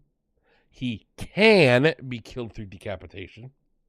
He can't fly. Oh, I He's messed only that good up. at jumping, so he can leap tall buildings in a single bounds. He's not very experienced in combat, and he has doubts and he has troubles taking risks. His backstory is after losing his father to the human government as an act to shift the blame on the superhumans to prevent the peaceful act from being formed between the mutants and the superhumans, as well as to keep the public from questioning the government's ethics. This caused Leon Vincent to begin to lose hope over what his own people did to his father. Suddenly, in a near-death experience, after being left for dead by his father's bodyguard, he was bestowed with primordial powers that mysteriously arrived from the depths of space. Later, after the incident, Leon had to adjust to his newfound powers. Leon soon had a burning desire to use his power to become the protector of the world and bring peace and resolution between all 3 sides to prevent any further conflict that could threaten innocent lives and cause disasters, as he adopted the name Captain Awesome in honor of his father's legacy and to describe his newly acquired power. The Sword of Seyon, a god of innovation imprisoned in a mystic sword that seeks a person worthy to wield him, can turn into any weapon or tool that the user thinks of, as well as acting as a third eye during combat. It could be effective against ghosts and supernatural entities. Finally, anyone not worthy of the sword will burn the soul of the person as long as they hold on to it. That's pretty neat. I like the burning of the soul thing. Is there any reason he just doesn't make it a gun all the time and just shoot it? You need ammo to use it. Yeah, like if he Okay. becomes a bow, you need arrows for Okay, it. so like, fair enough. Okay. There's I wanted to limitations to double check using because them. I know Like that? sometimes like they do it where like, yeah, you could turn it into a gun and it also has bullets, and then sometimes they do what you did, which is smart, which is, yeah, you'd actually need like bullets. Yeah, like, it ain't that's making great. I bullets. like that. Yeah, But so I the wanted... limitations for Xeon is that he can only become one of any weapon, so no like dual wielding, and he can't have like infinite ammo when he's a ranged weapon. So can he turn it into an intercontinental ballistic missile like launch pad? He No, got that's you too there. big. What are you gonna do about that? No, he has to be like a relatively like handheld weapon tool. Okay, so it has to be handheld. So that's another good limitation because that stops you from making just like giant machine guns and getting someone to bring you fuck tons of ammo. Like the You might- one handheld thing I do plan to make him into is a glider. Mm. So that You might say awesome. Any final Excuse thoughts me. on him before we move on, boys? He sounds I kind of awesome. I just want to ask, how'd you come up with the idea, God of Innovation? Like, does that have a backstory? Because like innovation, and he's able to transform into like any weapon. Like, that's honestly like that's a cool like little what do you call that? A parallel or? Yeah, Second, it's Sweaty like cheesy. He's immune to energy, as you can see here, sir. Resistance to heat and energy. Learn to read, Sweaty. Continue. not like a full blown immunity. He can be What the like hell, knocked man? out by like Sweaty, don't follow my glass lead in pushing being back. illiterate. But Okay. immunity, not Stop so that. much. Yeah. What about radiation? Nothing. Yeah, he's got radiation Yeah, resistance. he can Pops just learned to survive read. in a highly radiated area and be like, eh. Yeah, well, Pops, stop following my lead in being illiterate. Come on, guys. All right, We need Sweaty's to got a do good better. one now. What about sarin gas? Ooh, Yeah, Sarin can we gas. smoke him out? Oh God. Could he smoke him out? I mean, depends if it's like an acidic compound. Then probably. There you go. Yes.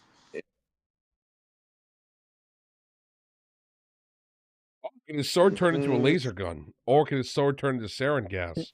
Oh. No. Oh. Nope. Oh, Cannot do that. interesting. Can Good it questions. turn into things that don't exist? No, that's more world. Nah. Next up is Uh, Servius. model number ST123. He's human, or made by humans, rather. He's the big guy / a brute. His height is 9'3". He also has super strength. He can fly. He has armor durability, electric attacks. He's got generator surge, which allows him to triple his strength, speed, and power. He's got advanced weaponry, such as a grenade launcher, a wrecking ball flail, and shoulder missiles. His weakness is he's quite disobedient. He's got a low battery that goes away even quicker if he activates his super surge mode. He is weak to EMPs, energy drinks, and he's not built for stealth. By the way, Sweaty Cheesy, he said no, you could not turn the sword into a laser rifle. Oh, you could, but you'd have to use ammo for it. Was he an Ava from Evangelion? He only has 5 minutes of power unless he's No, always plugged no, that would I imply was he's just gonna organic. ask that. Yeah, how much power he got? Like, Did you just He say can Ava? survive on his own walking around, though at night he does need to sit down and charge. well, so how long is the charge, especially with the generator surge? I'm thinking about 3 or 2 days, though extensive damage can drain it. Gotcha. And I so did interesting question. Why is he not hardened against EMPs? I would say mostly if it depends if it's like a latch-on EMP that could mess around with the circuitry. It's a prototype. Well, the reason he brings it up is we have not quite. EMP-resistant technology these days. Yeah, because it's I've been thinking it's will a simple EMP bomb just knock him down? Where it's I'm thinking not so much. When it's the latch-on backpack type of EMPs, that would do him down. That would put him down. So like a light EMP won't hurt him, but a heavy one will. Gotcha. All right. I like his name. I think this is a good Yeah. a good I teammate. do like He the name. tickles all the boxes. I don't really have any notes on him at all. I like him. So let's go to his backstory. Created to be humanity's guardian, Well, ST123 is made with the state-of-the-art technology that is created and promoted. It backs a powerful generator as well as an AI that would mimic human sapience, which has distinguished ST123 from the rest of his competitors. However, someone in the war business wanted to cash us in by taking the newest robot to the battlefield. He managed to snag the machine for himself by implementing conflicting programming into the robot system. Before being sent to the field, the programming results in a glitch within the machine's AI that gives a new sense of awareness and a major attitude shift at the cost of his intellect. After struggling to obtain free will, he gains a new purpose in life as the toughest member of the Alliance, with a lot to prove. All right, and then to go off Sweaty Chizzy, he asks basically more like a directly applied current. So electrical blast won't hurt him, but if you hook him up to a power line, it'll fry him, right? Yeah. Gotta be major. Legacy, I actually, quick question, what type of super strength are we looking at for him? Is he kind of similar? Is he weaker or stronger than Captain Awesome? I would say Captain Awesome is technically more powerful, but Service can stack up. Especially when it considers his fight experience. He's definitely more experienced in combat than him. So especially he's more in boxing. experienced, but weaker in terms of strength? Relatively. Yeah, sure. Not a pushover, but no, I'm not if we're saying going pushover. overall, Look, we've established that Captain Awesome has Hulk strength, or one of the Hulk strengths. relatively He's already super powerful. A little. I wasn't sure where Service is standing on that thing. What we're asking for with the super strength versus godlike strength is there some sort of concrete limitation that you can give us that divides them? Yeah. Divides the two. I think when it comes to godlike strength, when I was thinking about it, was I suppose in God of War, the original games, where it's he's strength. When Kratos was a god in the second game, there's a distinguished he could survive being thrown around for buildings. He's been able to lift the giant durability monument. too. Yeah. So it's there is a bit of a distinct difference between mortal strength and durability. Yeah. So it's a bit of a. I could have put it super strength, but I suppose that's fine for questioning that. Again, not questioning, that's clarification. It's just Yeah. because you used a different term. That's all. That's fine. Well, not only do you use a different term, again, super strength / like godlike strength, it's just vague. Like it's Yeah. especially just with how much like clarifications. variance there is. Like there's a difference between like Superman and like Hulk, or Superman and She-Hulk, or Superman and the Thing even. Like there's just a lot of different heroes that have super strength, all under that category. I But their should power have put it levels like an estimate wildly number different. there, but I don't think I should really. I don't want to get into whole too much estimation. Well, Adam, There, it's because it's just what you should. So things like this, the way that I do them, if you don't want to use numbers, is use a sliding scale. So like, say like he's got a 10 out of 10 strength for like the demigods, and then Servius has got like a 5 out of 10. So I know he's about half as strong as a demigod. You don't have to give numbers for the scale. Like say 10 out of 10 means he lifts 200 pounds. No. Just this is his ranking. In fact, Marvel does this for all their kids' books that they do. Like 1 to 7. Yes. Yeah. Again, you don't have I know to do what you that, but mean. like that would help with these things. All right. So who's next up? Okay. Blitz. Benjamin Evergreen. He's a mutant. He's a scout / jokester. His height's 5'10". He's got mutant planet physiology, so he's part plant. He's got super regeneration, solar regeneration, super speed, solar regeneration, elementor abilities, which allows him to have exhilarating electricity, steel confidence, and his ability called Mutant's Hatred, which is acid and venom. His weaknesses are, though, fire. He's cowardly, and it goes over his head. He's easily disorientated. His elements are weak, though, because his electricity can get grounded, and extreme heat and acid would also melt his steel. And his Mutant's Hatred ability is extremely hard to control. Benjamin Evergreen is a mutant who was adopted by a superhuman who found him in her garden. The boy grew up self-conscious and nervous about his appearance and how different he was compared to other people in his hometown. Some of the superhumans often pushed him around for being a mutant. This changes when he meets Sekiro, who offers to be his friend. Thus the two would become brothers, training under the same master who raised Sekiro, the young mutant, to adapt to many dangers of the world. Years passed, and when he reached adulthood, his adopted mother would reveal as the truth by showing what was left behind by his real mother, Oasis, who left him an amulet that acts as a compass to guide Benjamin back to her. He travels alongside Sekiro on their journey to find their birthright, facing perils and getting into sticky situations, mostly because of Benjamin. All right. So what do we think about Benjamin Blitz here, boys? I like him. All right, I got two. He's like a fun guy. I got two things. Number one, this might be something we haven't mentioned yet. But number one, is it Sekiro? Like, is it Sekiro or is it Sekiro? Because you spelled it differently. Sekiro, the first one. Oh, I'm sorry. Okay. And then the other thing is, I believe you mentioned. Oh, it's not until we characterize Sekiro. So I'll wait for the other comment. I'll try to think of something else to say.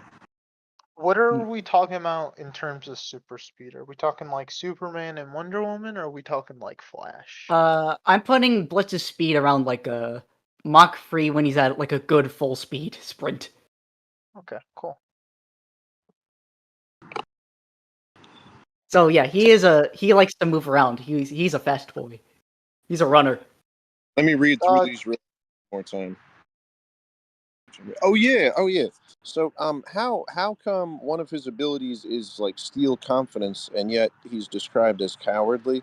Did you use a different word? I forgot when it comes to like the Elementor abilities. They kind of work off like a sort of emotional type of requirement. So it's like, with electricity, that's easy for him to get into since that requires him to be like excited and ecstatic. With steel confidence, it's like, no more put it in, I gotta be brave. I gotta do this. And with like the Mutant's Hatred, that's like the hardest to control since it stems from like, all the resentment and hatred for being judged as like a mutant. Okay, I got you. So they can only use those abilities within a certain state. Okay. An emotional control, yes.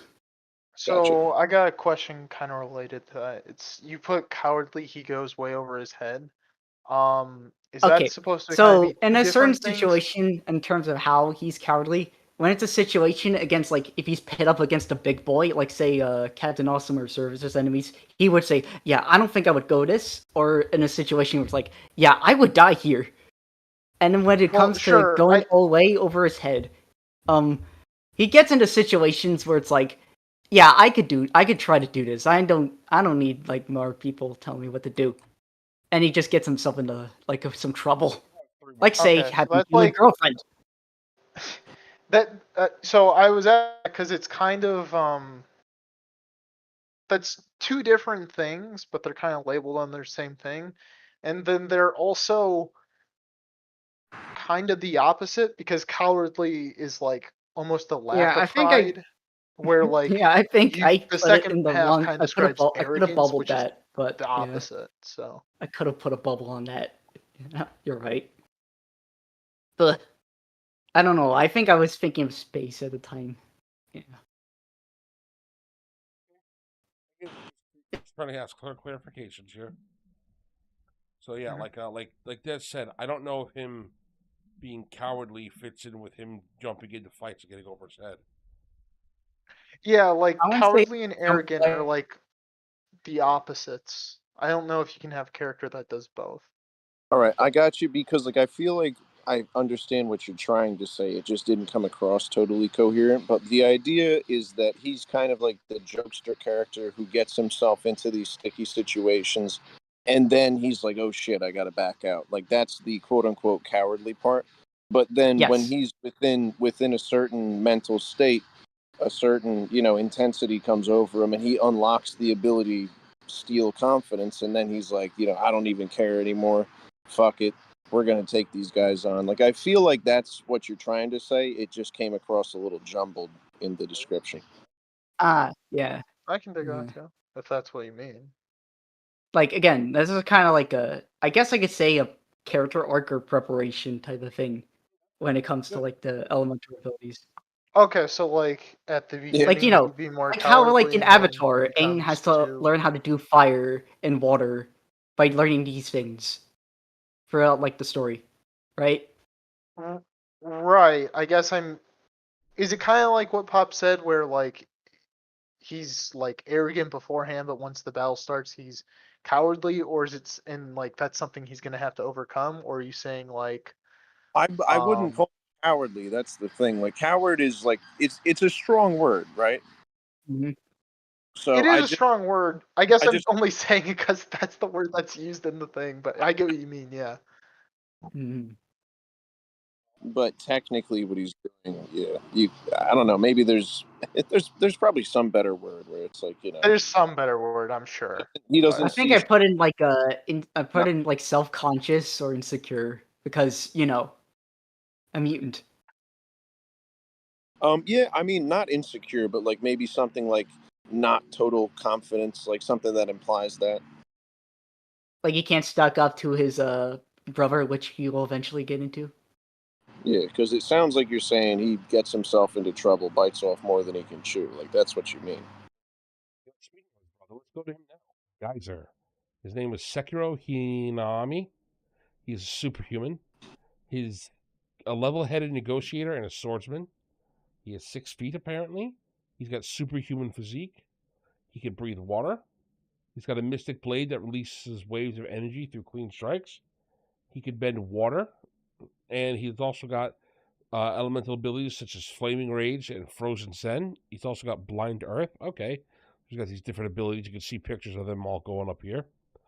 His weakness is being struck in the nerve. He's very inexperienced with advanced technology. Electricity also screws him up. He's got to be blind to utilize his Earth abilities. And the intense heat that he does from his Flaming Rage breaks his Zen ability. And also, water Or stops just, him from being in Flaming Rage. And Mhm. Sekiro Hinami was found drifting across a river as an infant. He was taken in by a master martial artist who raised and trained the child's study disciplines. Over the years, he would hone his skills well, learning how to control his powers. He became natural at precise styles, although he struggled to pin down his powers as he is troubled by his clouded judgment about his past. When Sekiro entered adulthood, his sensei gave him his father's last will to embark on a quest for his birthright, to adventure and reach the floating mountain in Massachusetts. Okay, that's cool. With Benjamin tagging along, they embarked on a quest and soon became the founders of the Alliance. Even though the two brothers were trained with the same master, they were trained in entirely different disciplines tailored for them. Geyser's trained in Wing Chun and Fan Di Quan to complement his precision and steadiness, while Blitz was trained in Muay Thai and Taido to support his free spirit and energetic nature. Cool. I like this guy again. All right. Real quick, were one of the inspirations for him a Ninja Turtle? No, that's like a service with Raphael. Okay. But yeah, I would say it's an absolute plus. I thought it was good. I don't know if people have done this before or where you came up with it, but the idea that they use different martial arts styles that complement their personalities, that was a And nice powers. touch. Yeah, Yeah. personalities and powers. Also, what does superhuman physique mean? Well, basically, I think his most like general super. I don't want to like go with like super strength again and the durability, but with superhuman physique, I would say it's the general anatomy with like some superhumans compared to humans. So in other words, he's stronger and more durable than a normal human, as well as like faster. But again, I don't want to get into whole estimations. All right. Tecton. Real name, Aaron Newton. He's a human. He's a technical guy, genius, and a smart guy. He's 5'11". He's got a genius level intelligence, shock absorbing armor, a prosthetic arm. He's got a shocker mace with knockback melee, the Cobra Assault Cannon, which is an explosive sniper rifle. I could dig that. The XLZED 43, which is an assault rifle. He's got a rocket launcher, contact grenades. He's got limited ammo. He's got PTSD. His prosthetic arm drains his power when doing his pushing beam, and he lacks experience in chemistry. Okay. Young Oren was Yeah, raised so among he the prospects of cultivating human forces ready for the battlefield. His role was that of an engineer, who was taught all you need to know about handling mechanics and creating machines used for the front lines. Although he would be facing immeasurable odds in dealing with beings that could easily kill a normal man, he managed to compensate by carrying his soldiers through each mission, relying on firepower to get the job done. For 9 years, he served humanity, and he would be placed in many perilous situations that would make him question his morals. Soon he was pitting against the most disastrous battle ever, where his right arm was cut clean off when he was saving a fellow man and being cleaved. Soon after the brutal battle, he would obtain a special replacement for his lost arm. It was terrible, so he spent the past few weeks creating a better one. Although he would soon be reluctant to go out to patrol over the last few battles where he blamed himself for what happened, he would soon become partners with Servius when he found him roaming about aimlessly having trouble with newfound sapiens. Although Oren was reluctant to join up with the Awesome Alliance due to their unprofessionalism, inexperience, and different perspective, he makes up the foundational support group to get them prepared to accomplish protecting the innocent and give him the closure from his war scars he has to remember for those who can't. All right.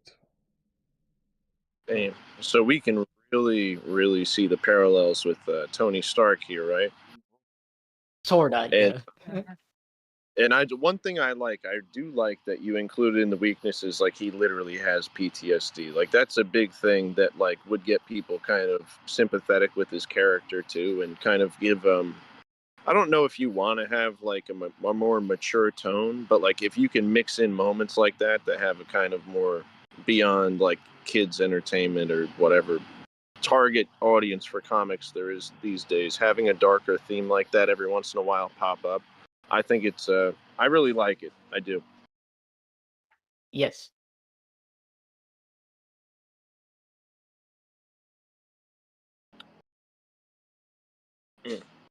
Let's see if I had anything else about him. So I also like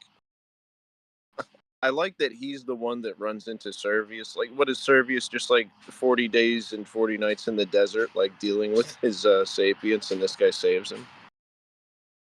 I would say like roaming around like the city looking at stuff curious Yeah. or just like pushing around stuff because let's just say like a drunk New Yorker put it roughly. Yeah, I wouldn't say drunk, but I know what you mean. He's having this like kind of like he's like feels like he's tripping, like this experience, all these things are flooding into his head, and then here's someone he can partner up with and kind of stabilize him. I like that, but is there a specific reason that you didn't and you don't have to give a spoiler, but is there a specific reason that doesn't have to do with spoilers that he's not good at chemistry? Because I would say that's true. mostly with like the field he was trained under. Okay, yeah, because I don't know. I was never in the military, but I know chemical weapons have a bit of a history, so I thought people that developed weapons might at least have some tangential knowledge, and this is supposed to be like the genius inventor character, so Yeah, I I don't want know. to make him the genius Chemistry is but very not to make him, different from you know, like the all electrical genius or character where he knows every subject.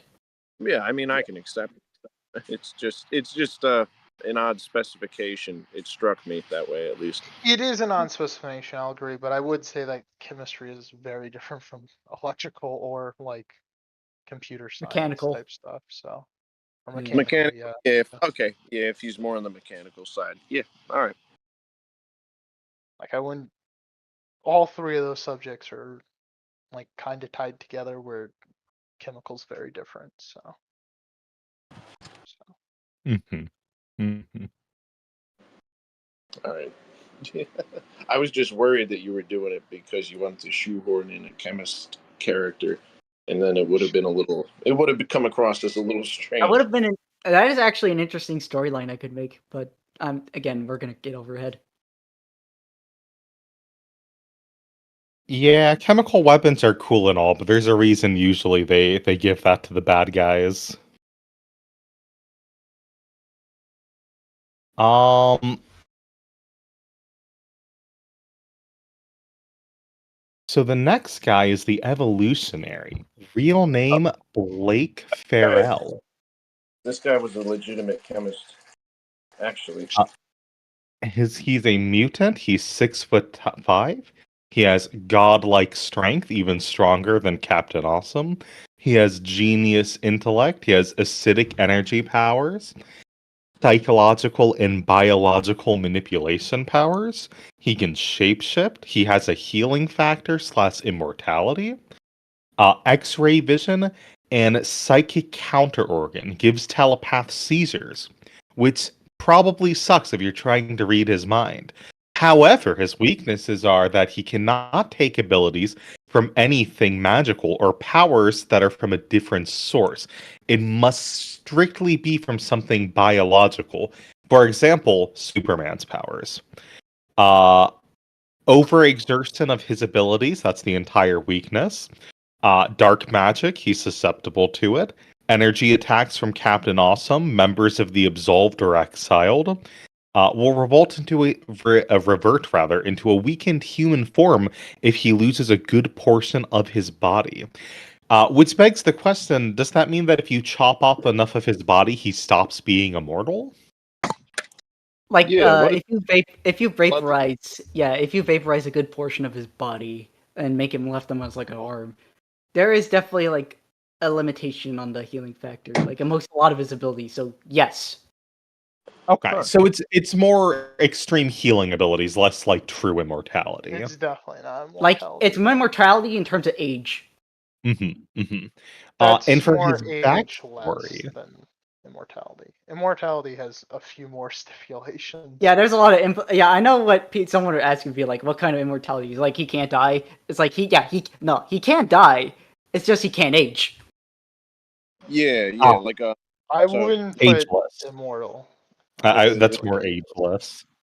That's another thing with the gods you brought up earlier. So Artemis is the goddess of the hunt, right? And so she's got her whole crew of hunters that run around with her, and they're basically demigods, but they can only be killed in battle. They're immortal until like in a battle someone kills them. That's interesting. So yeah, there's levels to this shit. There's Anyway. different levels, but yeah. Who are we Backstory. talking about again? We're evolution. talking about the evolutionary.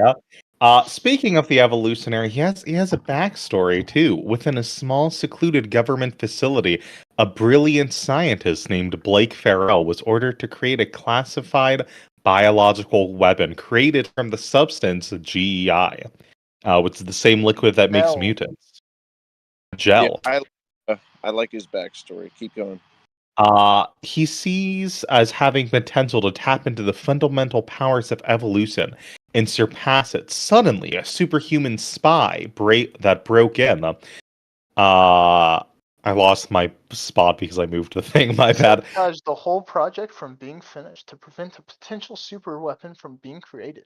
It got caught in the destruction of the lab and got heavily exposed to the formula as well as other chemical compounds, extracted dinosaur DNA, and hazardous radiation that will forever change his physiology.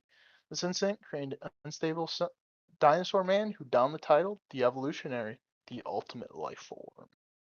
The The only is one annoyed by stronger his than purpose Oh, no, all go. current life and create a new powerful breed of life forms that'll be freed of pointless wars and discriminatory conflicts to strive for a big purpose.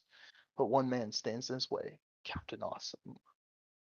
Yo, But everyone give a round of applause for Dez. That was the smoothest transition I think I've ever heard.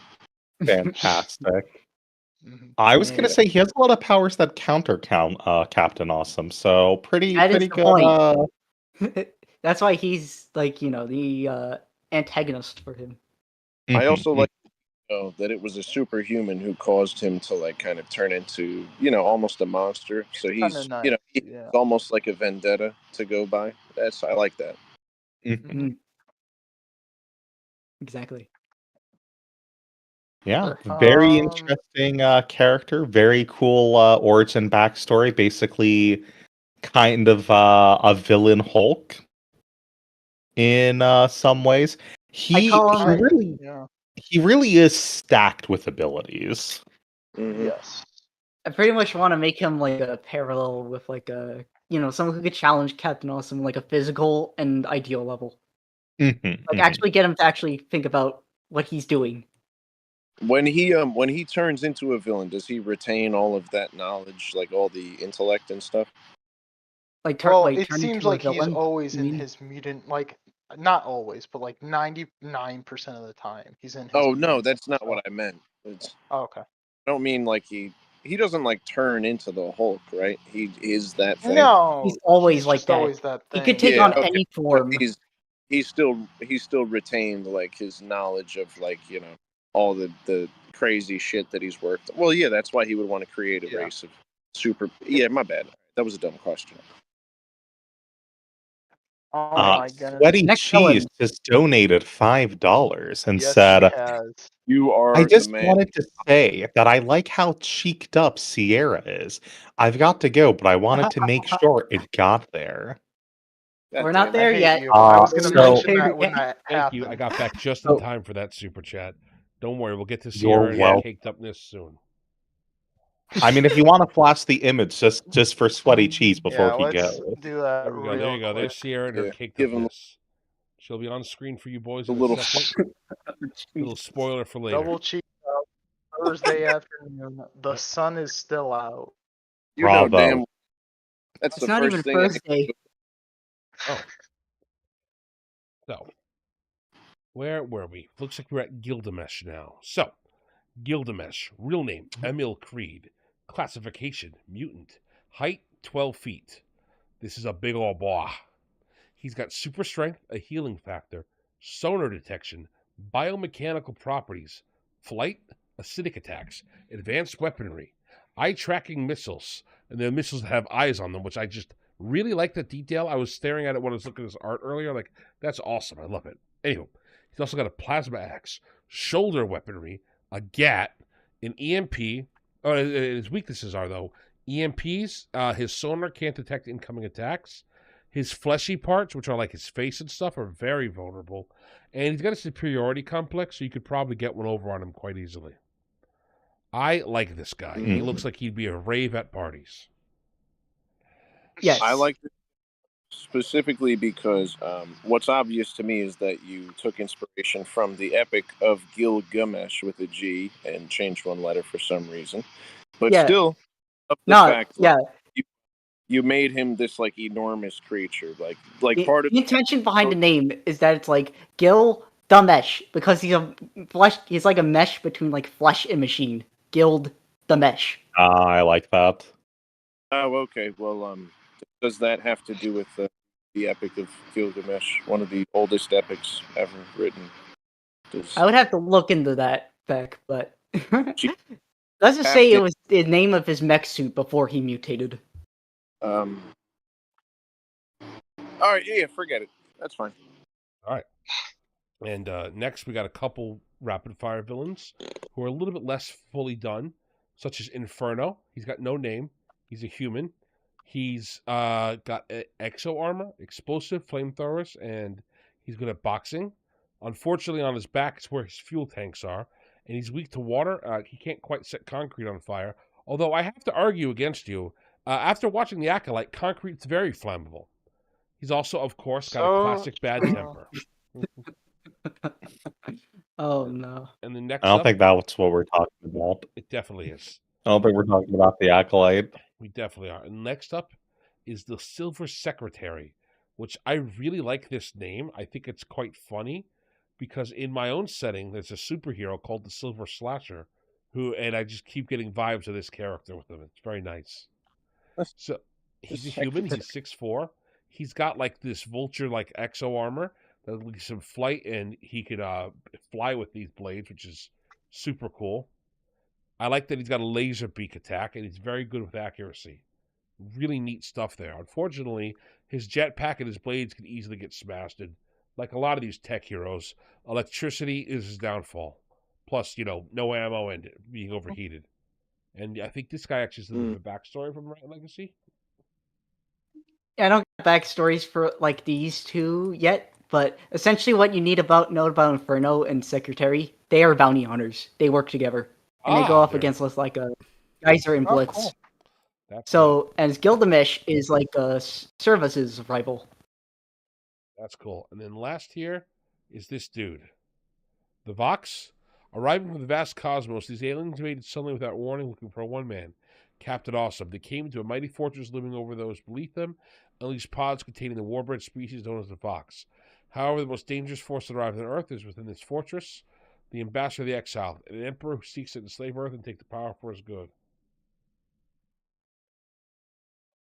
Yeah, so I wanted to try to make like a whole big overarching thing where it's like, yeah, okay, he got his powers from like space, Captain Awesome, but it's like, could that like lure in people that would take interest?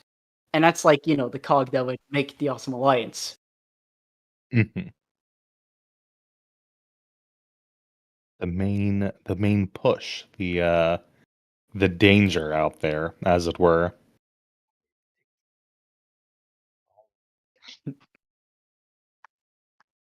Now for the series that has got the most work done on it, the creme de la creme, the caked-up queen herself, Sierra, the experimental terrestrial. I remember when working on this, it was very fun to help Legacy come up with this logo. It was quite enjoyable, this whole thing. Yeah, hang on. Show that logo. It's really well done, honestly. Should be on screen now. I was like, yeah. All right, so I got to settle something real quick. I see chat arguing. I see Pops arguing. I see everybody seating. So Gilgamesh was based on me and Legacy having a long conversation where we're talking about powerful heroic figures that he could base this robot on. And I suggested Gilgamesh because Gilgamesh is the first great superhero who ever existed. And I told Legacy that if he could include that somewhere, it would probably give the story more gravitas and power, especially if this character is a bit of like a cocky bastard who goes out and tries to fight everybody, because that's how Gilgamesh starts out. And he eventually can be redeemed and turn good. I don't know if that's going to happen to Gilgamesh. I don't want to ask Legacy because it's a story, and you probably should buy his books and read his stories if you want the answer to that. But that theming and philosophies are what me and him talked about to set it up. You wasted no time telling me. Yeah. I understand. All right, so back to Sierra. So she's an alien. Her abilities are super strength, agility, ice powers, cryokinesis, the liquid form, which is that little goober thing there. This form allows for water manipulation when placed in large bodies of water. Her weaknesses are fire and heat. She's also not too confident and doesn't really know what's going on. She's terrified of needles, which I agree, sister, don't worry. And also, like me, we're both quite caked up. Her liquid form, though, Yeah. can't maintain water manipulation for very long outside of body of water. I like Sierra a lot.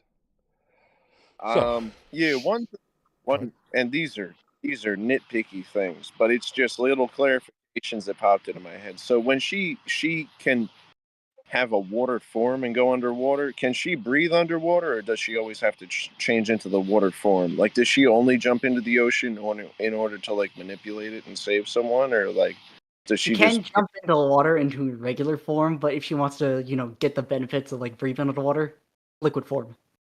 I got you. All right, so it's sometimes it's just a pastime. Okay, and wait, what was it? Ice power. What does ice powers mean? The general And like like Iceman frozen. abilities, where it's like she Frozen. could freeze power, like she could freeze things, create blizzards, make ice walls, and then she could control ice with her mind and manipulate it. so can Only I, but I ice? use the ice machine on my fridge. We really are the Hmm? same. I Yes. knew. Not your mind. All right, so she is a shy alien girl who mysteriously crash lands on Earth, scared and unaware of her surroundings until she encounters a human named Nathan, who takes her in after she instinctively saved his life from an impending disaster.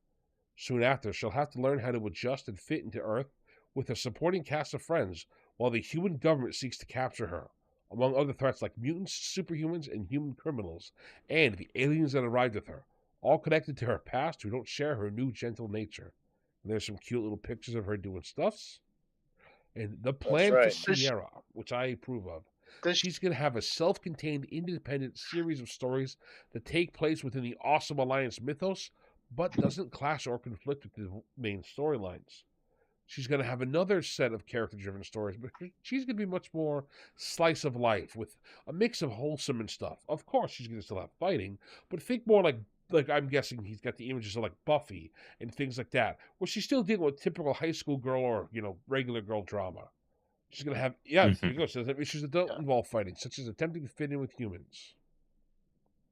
Yeah, that's the type of thing I like. Or like characterization of somebody who's like a young, unsure person. You got to have it kind of on a smaller scale like that, and show them going through their own personal learning experience. But I mean, comment below. How old is she? Before I say 19. this, all right. Yeah, comment below. Fast answer. Comment below. Can you fix her? Smash her pass. Fix her. I can ruin can't. her. Speaking of, although Sierra Hmm. possesses Look, powers out of the Pops, ordinary, the first thing that was said No, about her was how caked up she was. It didn't matter what the number was. It didn't. People were all in before they knew. Okay, the number was only gonna hurt things. look, we gotta get the people something. They can go watch Boogie get a face tattoo of the word liar, if not for us.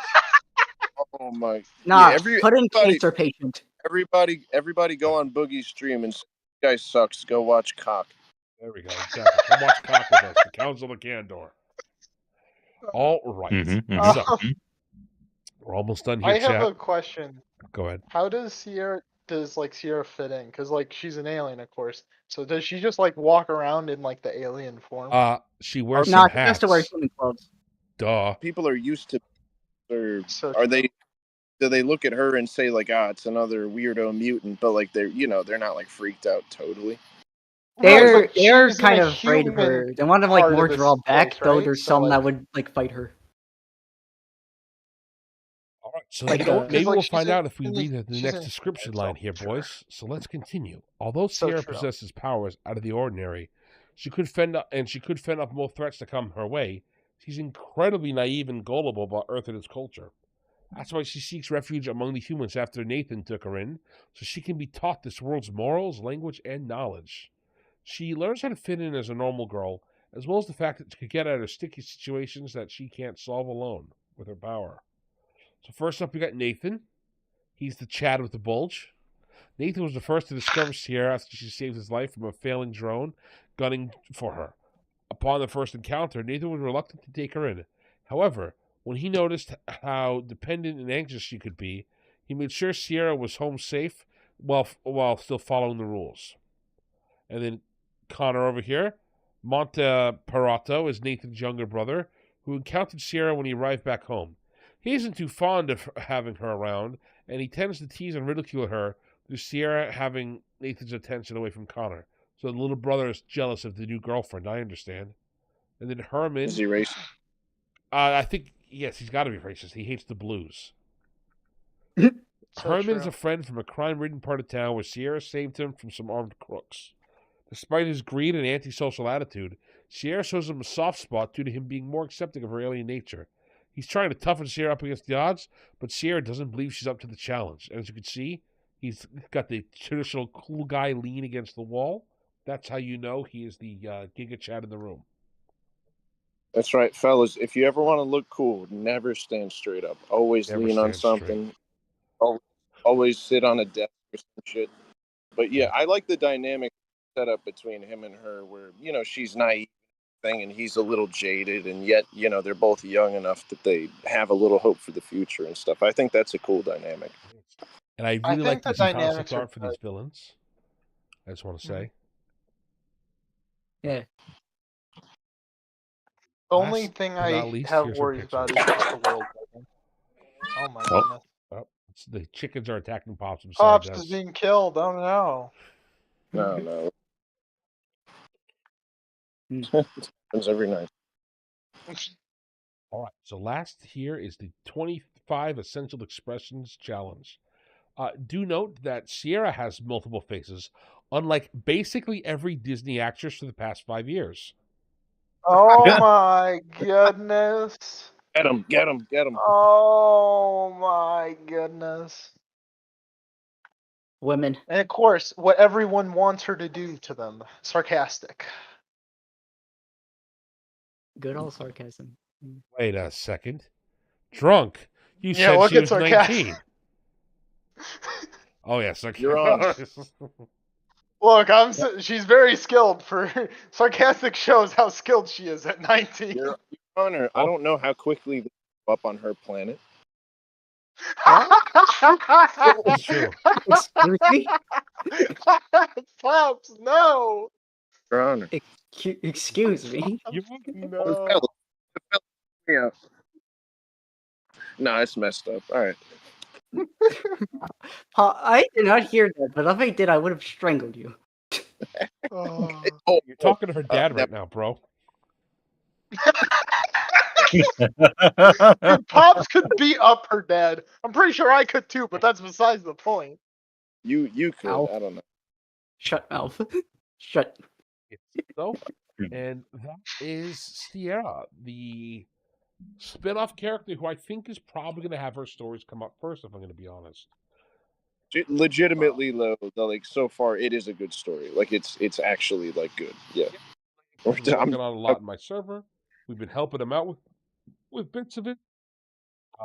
He still hasn't taken my advice and added Slurry the Slur Goblin, but that's okay. One of these days.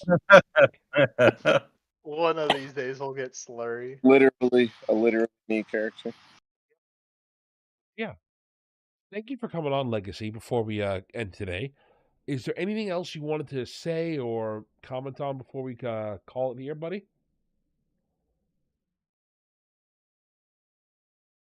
Legacy?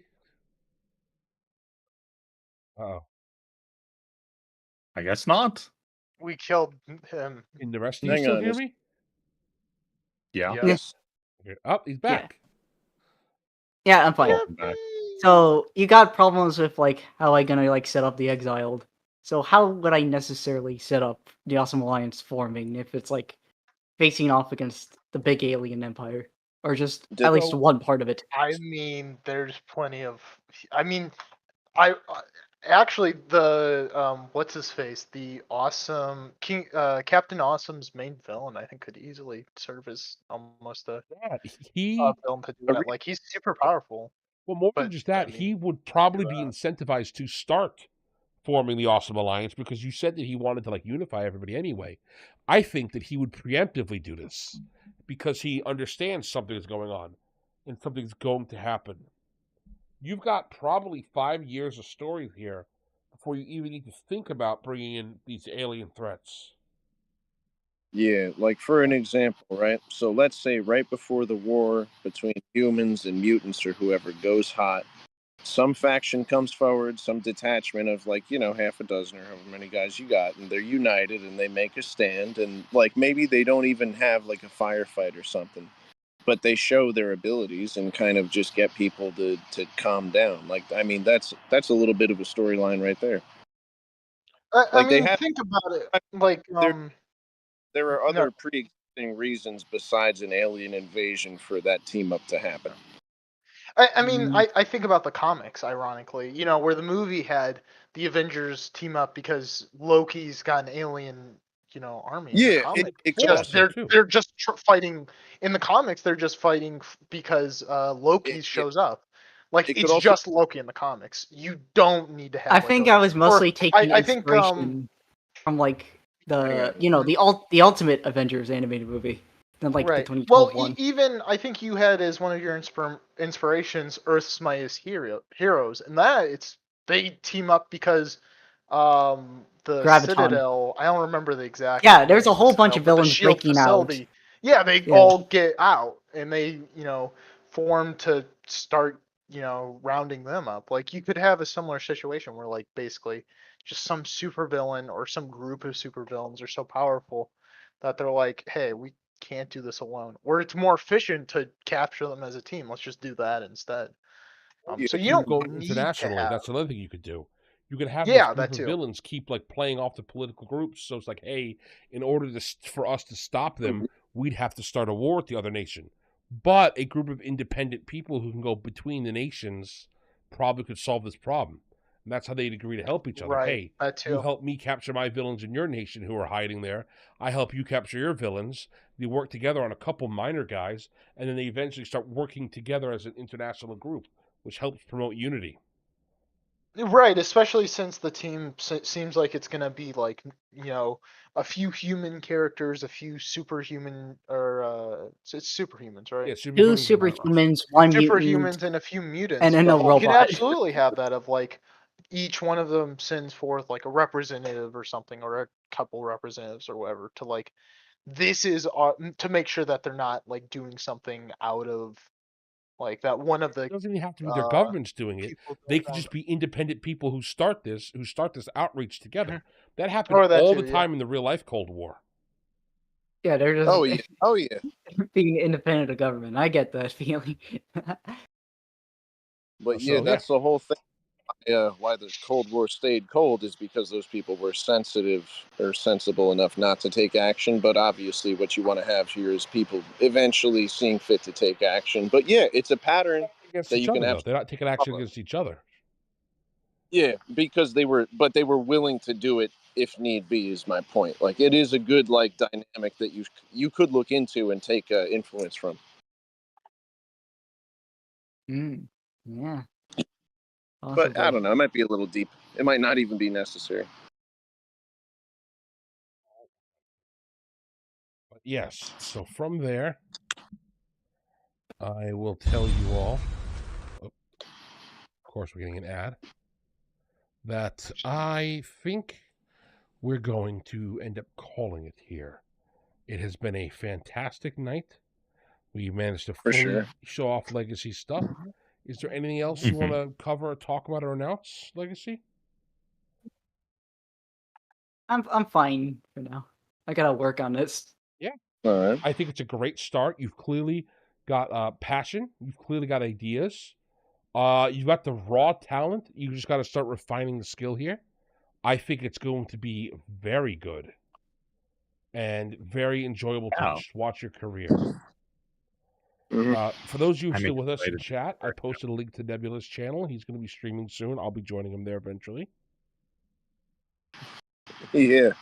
And everybody go on Amazon and look up Pag's new book. He couldn't be here with us tonight because of a series of unfortunate events. But go on Amazon, look at the book, leave a 5-star review. You don't have to read it. Take my word for it. He's very good.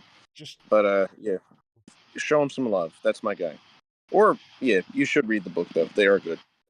Blowfish left a great comment at the end here. he suggested for you, Legacy, that you pull individual stories from the Cold War, and that should help you be able to get good events to matchups for your story. Find different times that factions and people worked across the aisles together, and that should be a great way to get pieces that you can use in your own story. Oh, that'd be cool. I That think we would be a talked about bit it. I don't specific for remember which me. stream, but like Yeah, I Which don't. stream? Yeah, talking I'm about not the Alright. historian like Destructo is, but I guess I could look into that a little. All you I got was you don't gonna got to look say, into the like, historian thing. All you do is look at just Google even yeah. times that Russians and Americans worked together in the Cold Yeah. War. You find a couple times they did something nice. I know for a fact off the top of my head, the Suez Canal crisis was a big one, where the British tried to retake the Suez Canal and enslave the Egyptians, and the British and the Russians and the Americans like, what are you doing? Stop! You're not enslaving these Egyptians again. Yeah, man. I mean, if you want to find stuff like that, it's the entire internet is like the Library of Alexandria, like modern day. Yeah. Like, just look up like times the enemies reconciled. Like, you have Yeah, every or work dynamic, together. every example. Like I was Yeah. gonna say, like one of the best, whatever and I think story you we wanna- talked about before on a different stream. I don't remember which one, but like a great inspiration for stories can very easily just be history. You know, you don't have to read a history book, but A lot of you them are. know, And just be A lot of inspired the by a best couple people. Shit, dude, go watch some Yeah. old James Bond movies where he works with a double agent. There's your free inspiration for character dynamics. mhm. All right, though. I So am from watching here, Candor. we're going to call the stream. Thank you all for joining us tonight. Be sure to like and subscribe onto the channel. I have a new video coming out in a day or so. It's a rant about how much I hate rules light systems. So it's going to be a lot of fun. A lot of interesting stuff. And, It's gonna go great. Oh, yeah. I'm going to get canceled. Oh, boy. But yes, Yep. Blowfish brings up another great point. You can even pull specific events that led into proxy wars if you want something to spark a conflict.